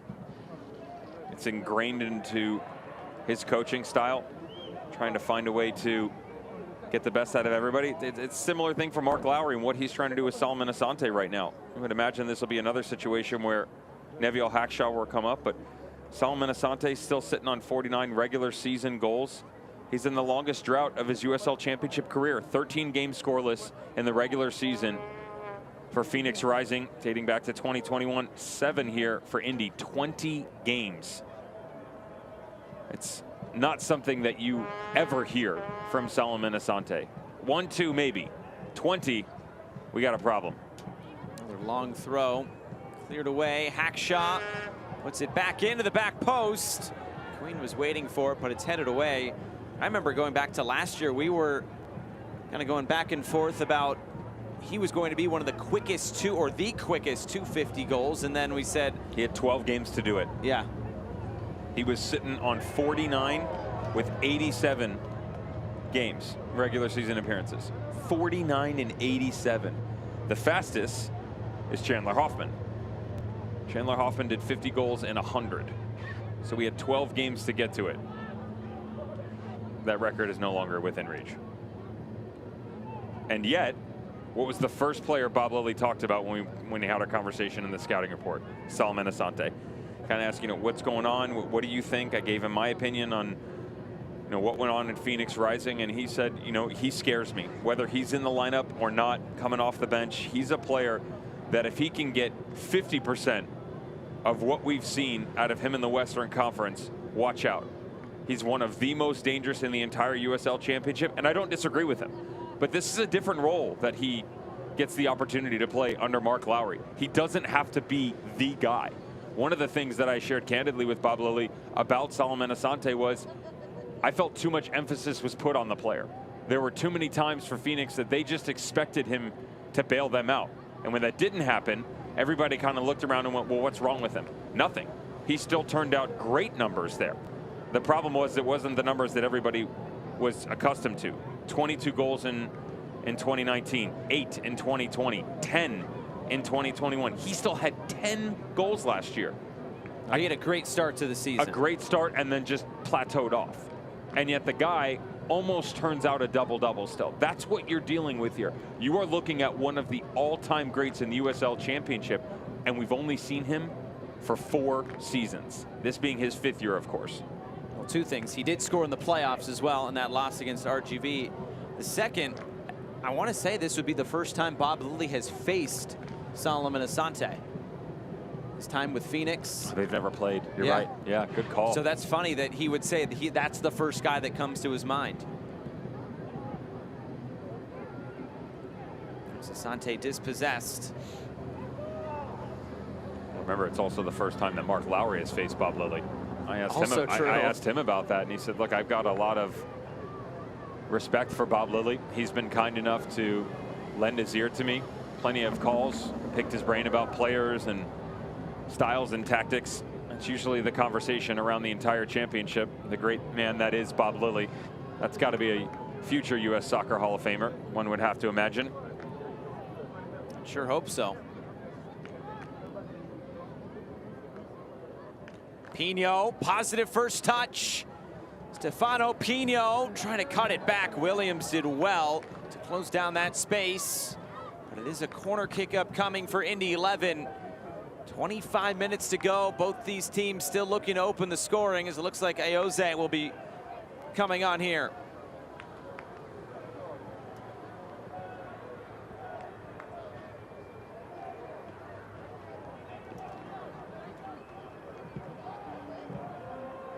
The Asante standing over this.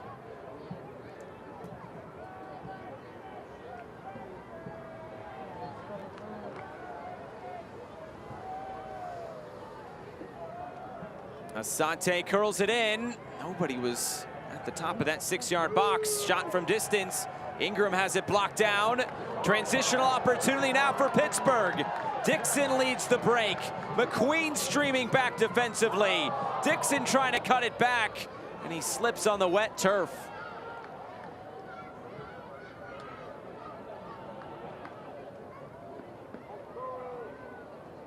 What a great opportunity that was for Pittsburgh.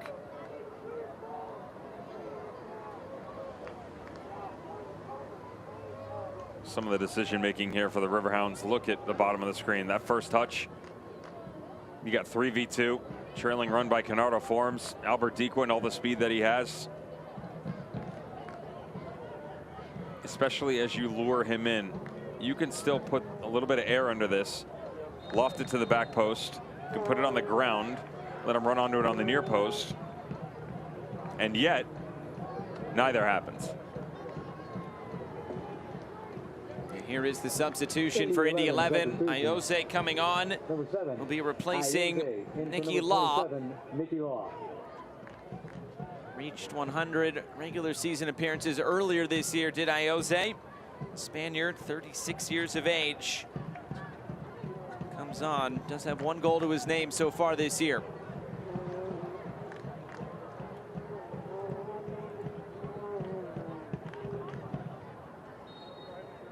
inherit that captain's armband as well.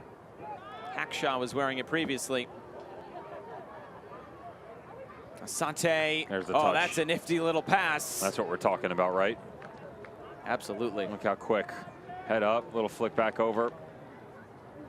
You could be sitting in your chair going, well, they didn't pick anything up from it. That's not true. Obviously, they pick up the opportunity for a long throw in here. More importantly, this is about ideas and the opportunity to execute when push comes to shove. It is a guy who, although at the tail end of his career at Phoenix, struggled in the pressure moments, his ceiling still puts him at the height of some of the best in the championship that are available right now.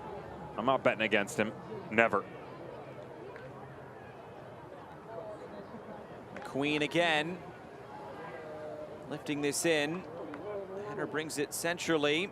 Dequa gets it away.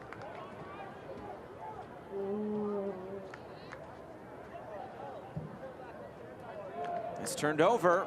And a chance to look upfield here. Cicerone leads the break. Dequa's in the middle. Cross comes in and Hackshaw defends this away. It's a corner kick.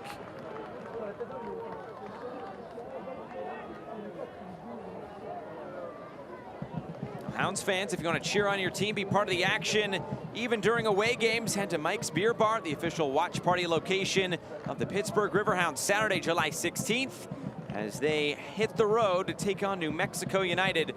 It will be at 9 p.m. Eastern time. Yellow and black versus yellow and black. Forbes stands over the corner kick. This is headed clear as far as Dos Santos. Ball right into the technical area. Bob Lilly saying just send that back forward. Dos Santos, his first season with Pittsburgh. He was on that national title winning team with Marshall in 2020. One of two Houston Dynamo draft picks actually on this Pittsburgh Riverhounds side, the other being Arturo Ordonez.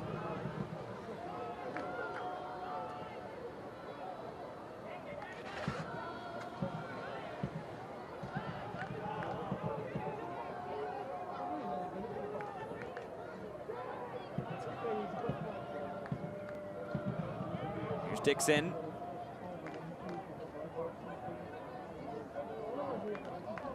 Griffin slides it out wide. Dos Santos turns in field. The cross! It was attacked at that near post. Cicerone and Timmer.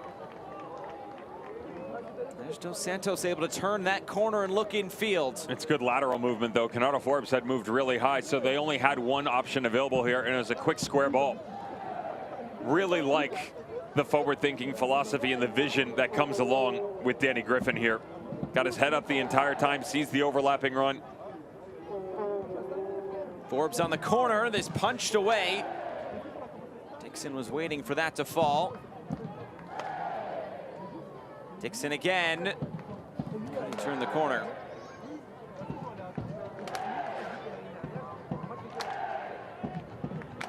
Steel Army trying to urge on the Riverhounds tonight. 20 minutes to go here from Highmark Stadium. Last three matches between these two sides have finished 1-0. Forbes, and Trilk stepped in at the last moment.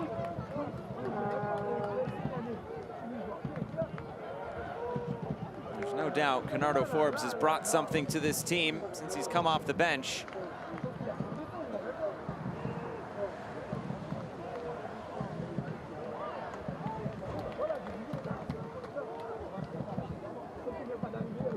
We were talking before the game about what is to come, though, for this Indy 11 side. It is a very difficult stretch upcoming, albeit mostly at home. But Detroit City, Memphis, Tampa Bay, and then they'll take on the Riverhounds again at the mic to start off the month of August. Mark Lowry has his work cut out for him in the next few weeks.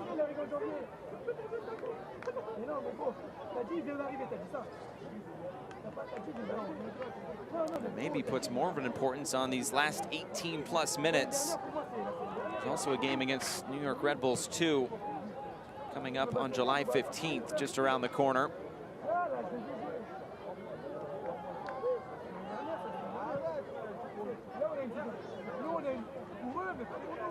Here's Asante.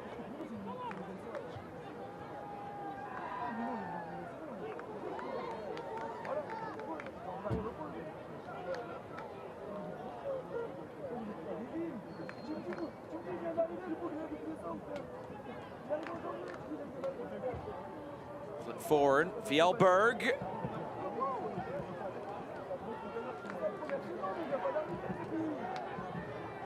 Almost Cicerone, no handball there. Timmer curls it in. Go all the way through. Ayoze, the cross back centrally, taken by Waite. I thought the same thing as you. It looked to be a touch right in the midfield coming off the hand of an Indy player as Cicerone cut it back across. Fortunately enough, it didn't end up surpassing Jamali Waite's whole mouth. With the players that are on the field, the game certainly leaves you wanting for more, doesn't it?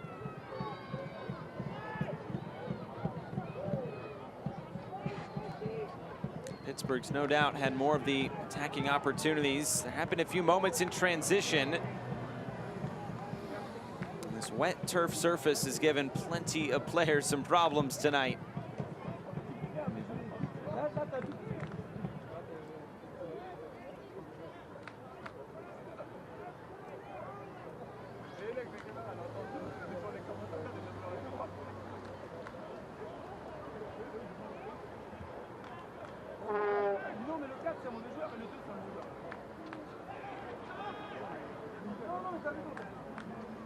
Timmer for McQueen. The cross is right at Waite. And well to come off his line and hold on to it.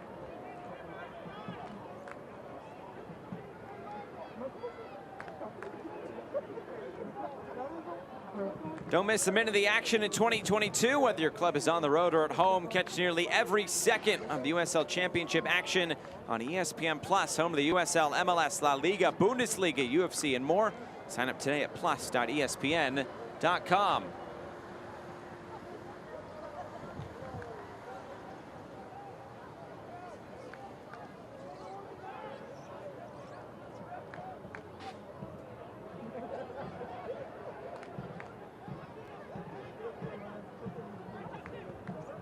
I feel like we're at a slow-moving baseball game. Need a snack.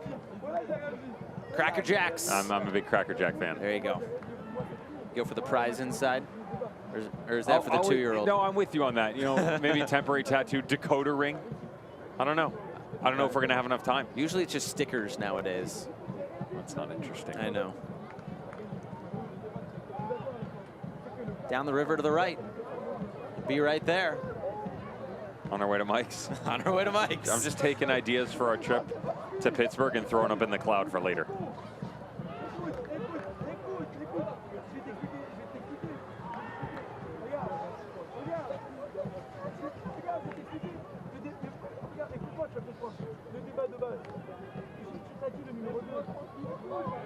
Here's Dixon, low ball in, Dequat trying to keep it moving, and Timmer got lucky as that goes out of play. It'll be a corner kick. The lights are on. There you go. PNC Park. I believe the Yankees are in town, huh? Right. Very nice. One of the most beautiful ballparks in all of baseball, probably the best scenery. And you could say the same thing where we are now at Highmark Stadium. Great setting right on Monongahela.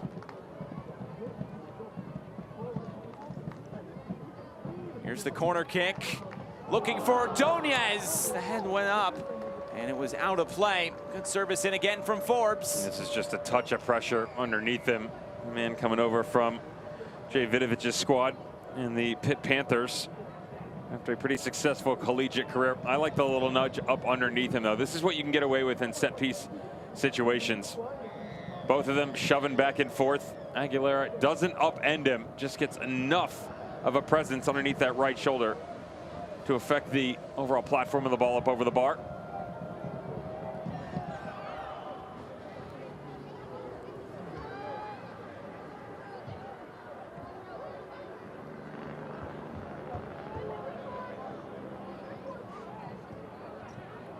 Dixon trying to squeeze it through for Dequa.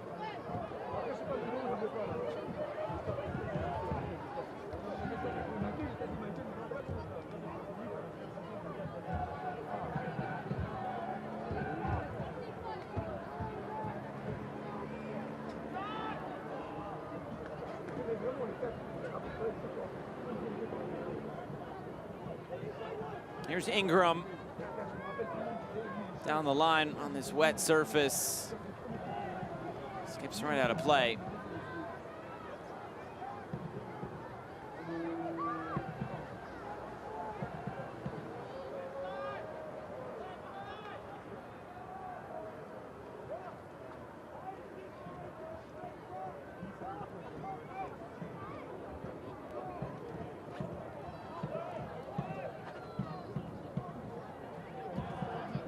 You know, social media and the admins never cease to amaze me. Oh, as we now have an opportunity. Here's Dos Santos. It's been lively since coming on.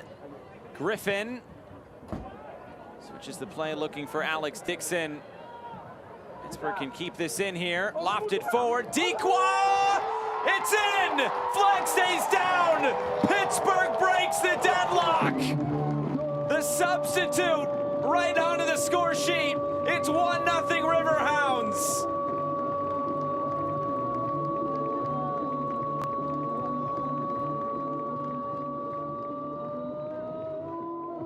First shot on target all game long for the Pittsburgh Riverhounds. 8th on the night.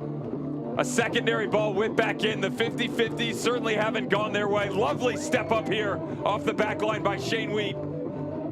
It's hit with a wink and a prayer up over the back line in hopes that a savior will be there. And it cometh in the form of Albert Dequa. Good run, 6th goal on the season, the opener on the night, and finally the Hounds have their goal. That's all you can ask for from a substitute. Come off the bench, influence the game positively. It's exactly what Dequa does.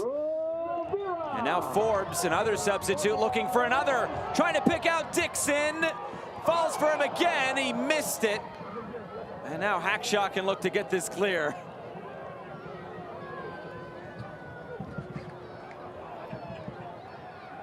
Battling forward, Stefano Pino. Is there an equalizer in the cards for Indy? On the turn, Veer and Ingram came together. No whistle. Ingram back on his feet. Pushes Dos Santos aside. It felt like a goal could really wake this game up, especially at this late stage. Oh, watch out. And Cochran goes to ground. And that'll be a yellow card right to the pocket for the referee. Message received by A.J. Cochran right through the middle on Albert Dequa. This is frustration boiling over from a lack of a call in front of the technical area with Mark Lowry. First one, they let him get away with it. Then it just continued to go. If I'm A.J. Cochran, I'm doing the exact same thing. I'm stepping up. I'm sending a message. Not on my watch.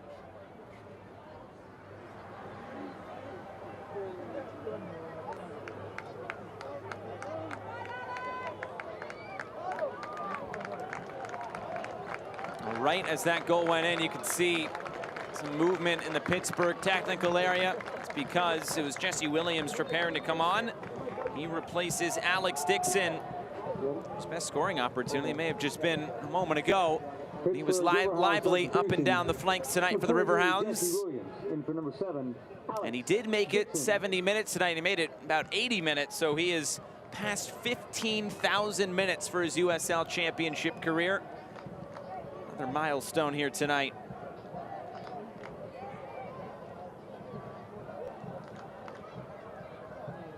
Of course, his time with Rochester under Bob Lilly. A couple of years with Hartford Athletic as they came into the league in 2019 and 2020 as well.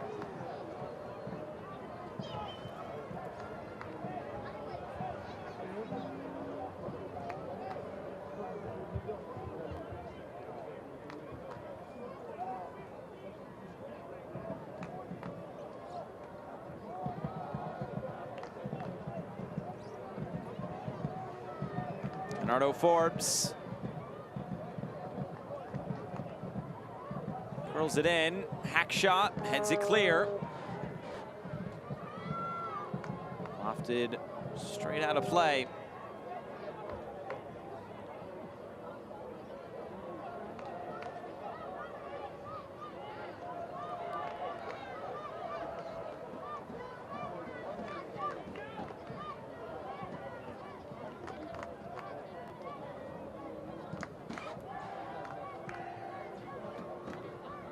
Indy trying to avoid now a 4th straight loss. It's been now almost 3 games without a goal.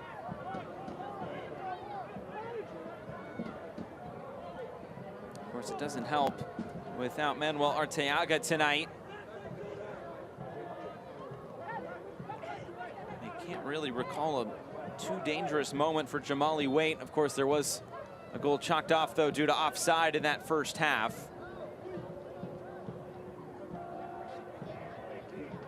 And there will be another sub coming here for Indy 11. Just a moment. Harris Briggs will be the one coming on. Raul Aguilera coming off. Raul Aguilera.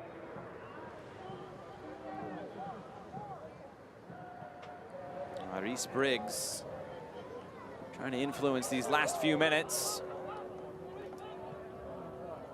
Mark Lowry's got a conundrum on his hands. He's trying to find a way with inside 8 minutes to go here to solve the same riddle that he did going into halftime. Where's my attacking presence up top? We certainly haven't seen a ton of it.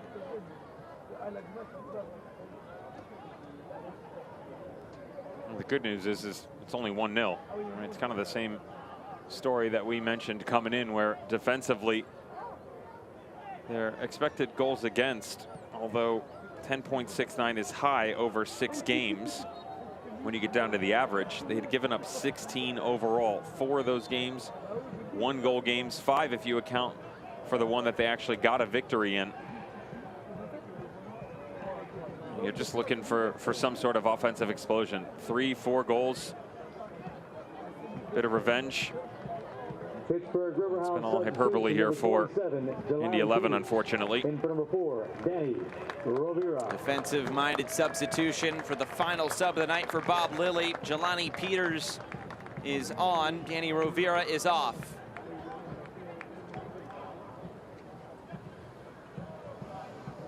Ayoze stands over this set piece with 5 minutes to go. Good ball in, the header just over the bar.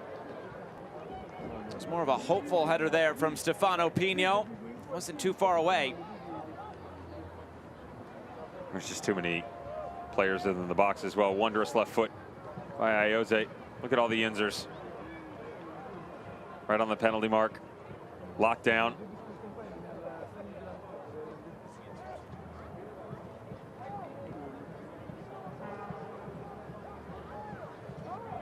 Really appealing to the locals tonight. Just trying to find a way to keep it exciting for them. I promise you, both managers on the sidelines are looking forward to moving past this. Obviously, Bob Lilly will be happy because they're 1-0 right now. Still plenty of time for Mark Lowry, but this is one that you finish off. Quick conversation with the boys. Quick to bed, get up in the morning, have your flapjacks, and then get back to work.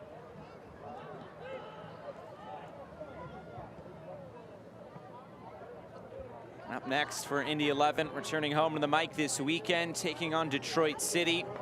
As for Pittsburgh, they'll welcome in Miami. Indy, of course, has that game in hand now with Miami. They're still below the playoff line. We'll be signing autographs in the field. Stick around to meet the team. It's presented by King Orthodontics, Pittsburgh's most confident smiles with locations in Wexford and Bridgeville. Visit them at kingorthodontics.com. Birmingham has added another goal. They lead 2-0 in Atlanta United 2. Detroit City up 1-0 over Hartford Athletic tonight. Still New Mexico and RGV coming later on.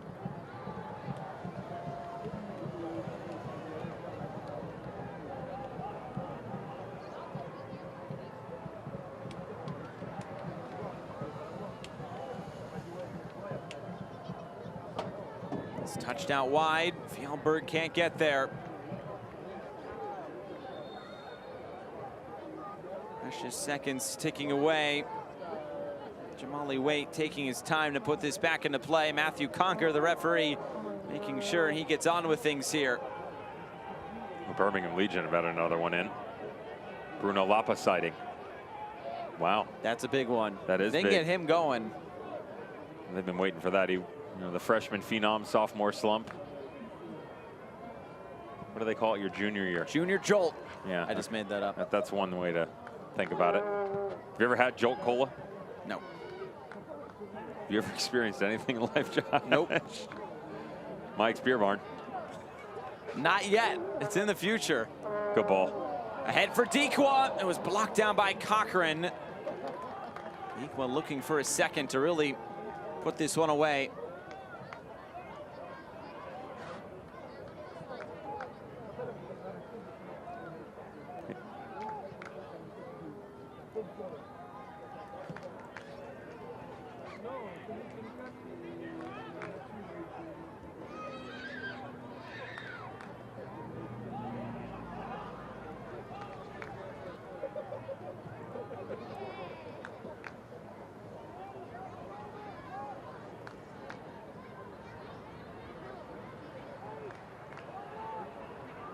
Sliding challenge on that far side.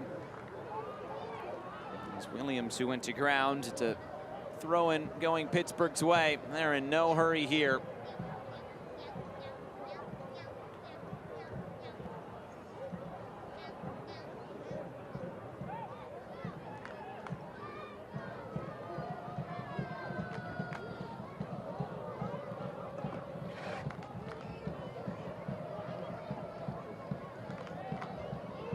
Game without a goal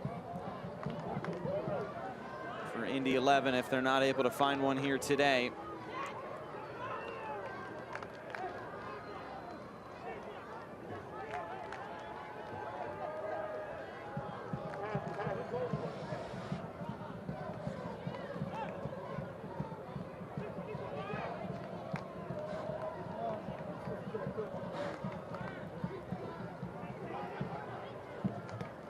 Santos. Dequa trying to flick that along.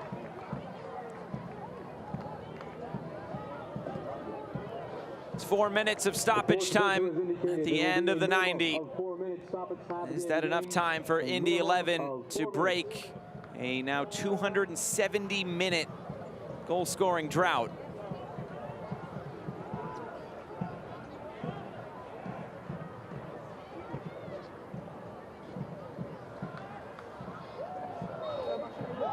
Whistle will stop play. This will be a foul. It'll go back to Indy 11. How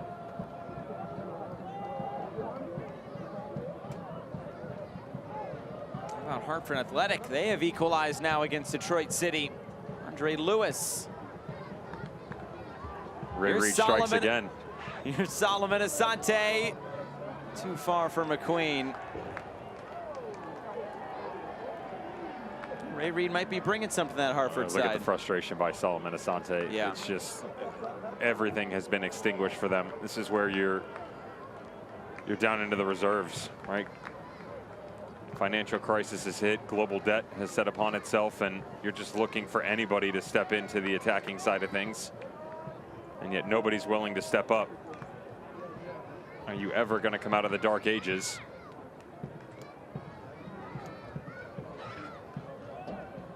Sometimes it might just be that one moment that can really turn things, but they've had a good stretch of goal scoring, which is fair to say aside from this stretch. They're coming off, of course, that 4-3 game against Colorado Springs, which started this losing streak. They scored 4 goals against the Charleston Battery. But as we talked about in the open, expected goals against, it's gone a little bit wayward for Indy 11. Quickly back into play. Can they salvage something here? Asante.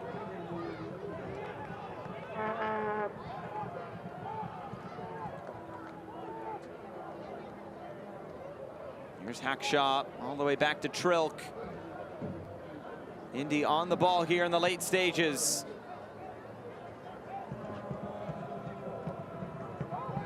Lofting this over the top. The header comes back centrally. Griffin's there to get it away. Now McQueen.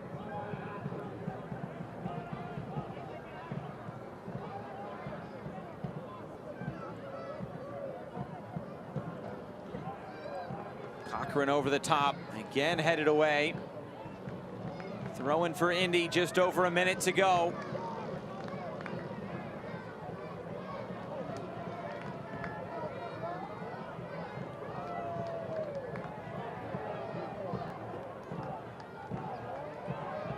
Hackshaw will attempt this long throw in here. Flicked along, karate kick to get it away. Ingram takes it on, and this just wide. Waite had to be really sure of that. I'm surprised with the rain and the way that the pitch has been tonight. The timing that he doesn't try and catch this thing. His arms are right there. The idea is that he's going to spill it, but the Steel Army behind him, appreciative of the efforts. Some of the Mongols probably running around there as well.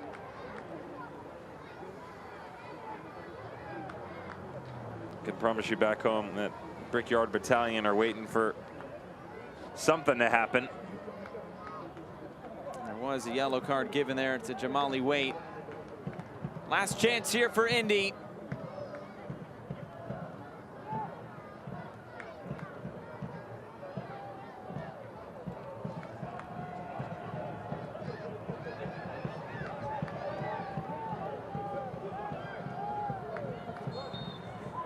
There's the final whistle. It's a victorious night for the Pittsburgh Riverhounds. They've now won 2 in a row, and they take down Indy 11 1-0. Indy 11-0. Thank you for your attendance. Please Bob Lilly has to be pleased about this performance. The substitutes made a difference, including that man right there, Albert Dikwa, his 6th of the season, coming in the 79th minute. It's the lone goal on the night, and it is the game winner for Pittsburgh. They've now put up 2 straight clean sheets. But on the other side for Indy 11, they've now gone 3 games without scoring a goal, and it's 4 straight losses for the men from the Circle City. We'll come back and wrap things up here from the Steel City. It finishes Pittsburgh 1, Indy 11-0.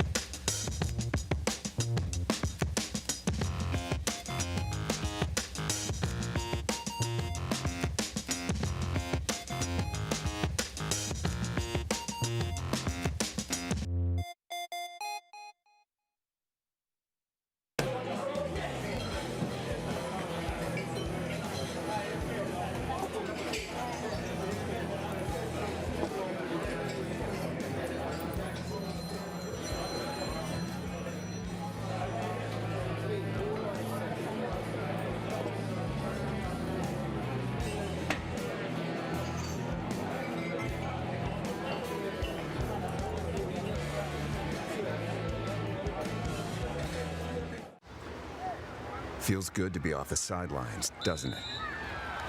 Oh yeah, it does. That extra effort with AHN Sports Medicine got you back here. With every specialty set, custom training day, and personalized drill, you bettered your body. Now line it up. They don't see this move coming. Told you. Go next level with AHN Sports Medicine. Celebration is on for the Pittsburgh Riverhounds tonight. It was a rainy night, but not enough to rain on Pittsburgh's parade. 1-0 winners over Indy 11. Time to look back at our full-time highlights. Pittsburgh and Indy, now 4 straight matchups have ended 1-0. And Indy thought it was going to be 1-0 in their favor, except for the offside flag. No, it definitely didn't go their way. Good movement on the planned set piece here. Multiple players on the near post. Hit that elbow at the top of the 6. The flick. Offside. Can't have the arm in front of the body behind the last defender, last time I was told, Josh. This is true. And then it would be some opportunities coming for Pittsburgh. Dos Santos was dangerous when he came on, and the chances would keep coming. Russell Cicerone had a couple of looks within this game. The problem is that usually it was poor decision making. I give a lot of credit to one player on the back line for Indy 11, and I thought AJ Cochran did a really nice job in multiple situations of bailing his team out. That was one example. The problem is when he did step, he didn't really have a lot of help behind him. Case in point, he comes off because the midfield doesn't rotate to apply pressure. When he steps up in here, gets caught between Rivera and Forbes, doesn't step in. Neither does Jared Timmer in behind Dequa, in behind the back of the goalkeeper, and that's also into the back of the net. That's called a goal, Josh, and that's called 1-0. And one shot on target, one goal. That's, I guess you call that efficient, right? Sure, 10% of the time, it works every time. Sure. Look, it doesn't always have to be pretty. Mark Lowry came in saying, we have to find a way to be gritty. We have to find a way to work through performances. That's exactly what the Pittsburgh Riverhounds did tonight. They were more threatening, more of the possession, more entries into the final third, better looks, and they were more imaginative on the ball. It's as simple as that. And yet, didn't have anything to show for in front of net because they couldn't hit the target. They do it once, they get a goal, they move on with 3 points. And they will take it. It's 2 straight wins now for Pittsburgh after that tough run of form. For Indy 11, they have lost 4 straight games. Well, a victorious night at Highmark Stadium. Pittsburgh might be starting to turn a corner and look higher in those Eastern Conference standings. Indy 11 currently chasing that playoff line. For our entire crew, broadcast partner Devin Kerr, I'm Josh Eastern saying so long. It finishes Pittsburgh 1, Indy 11 0. Good night.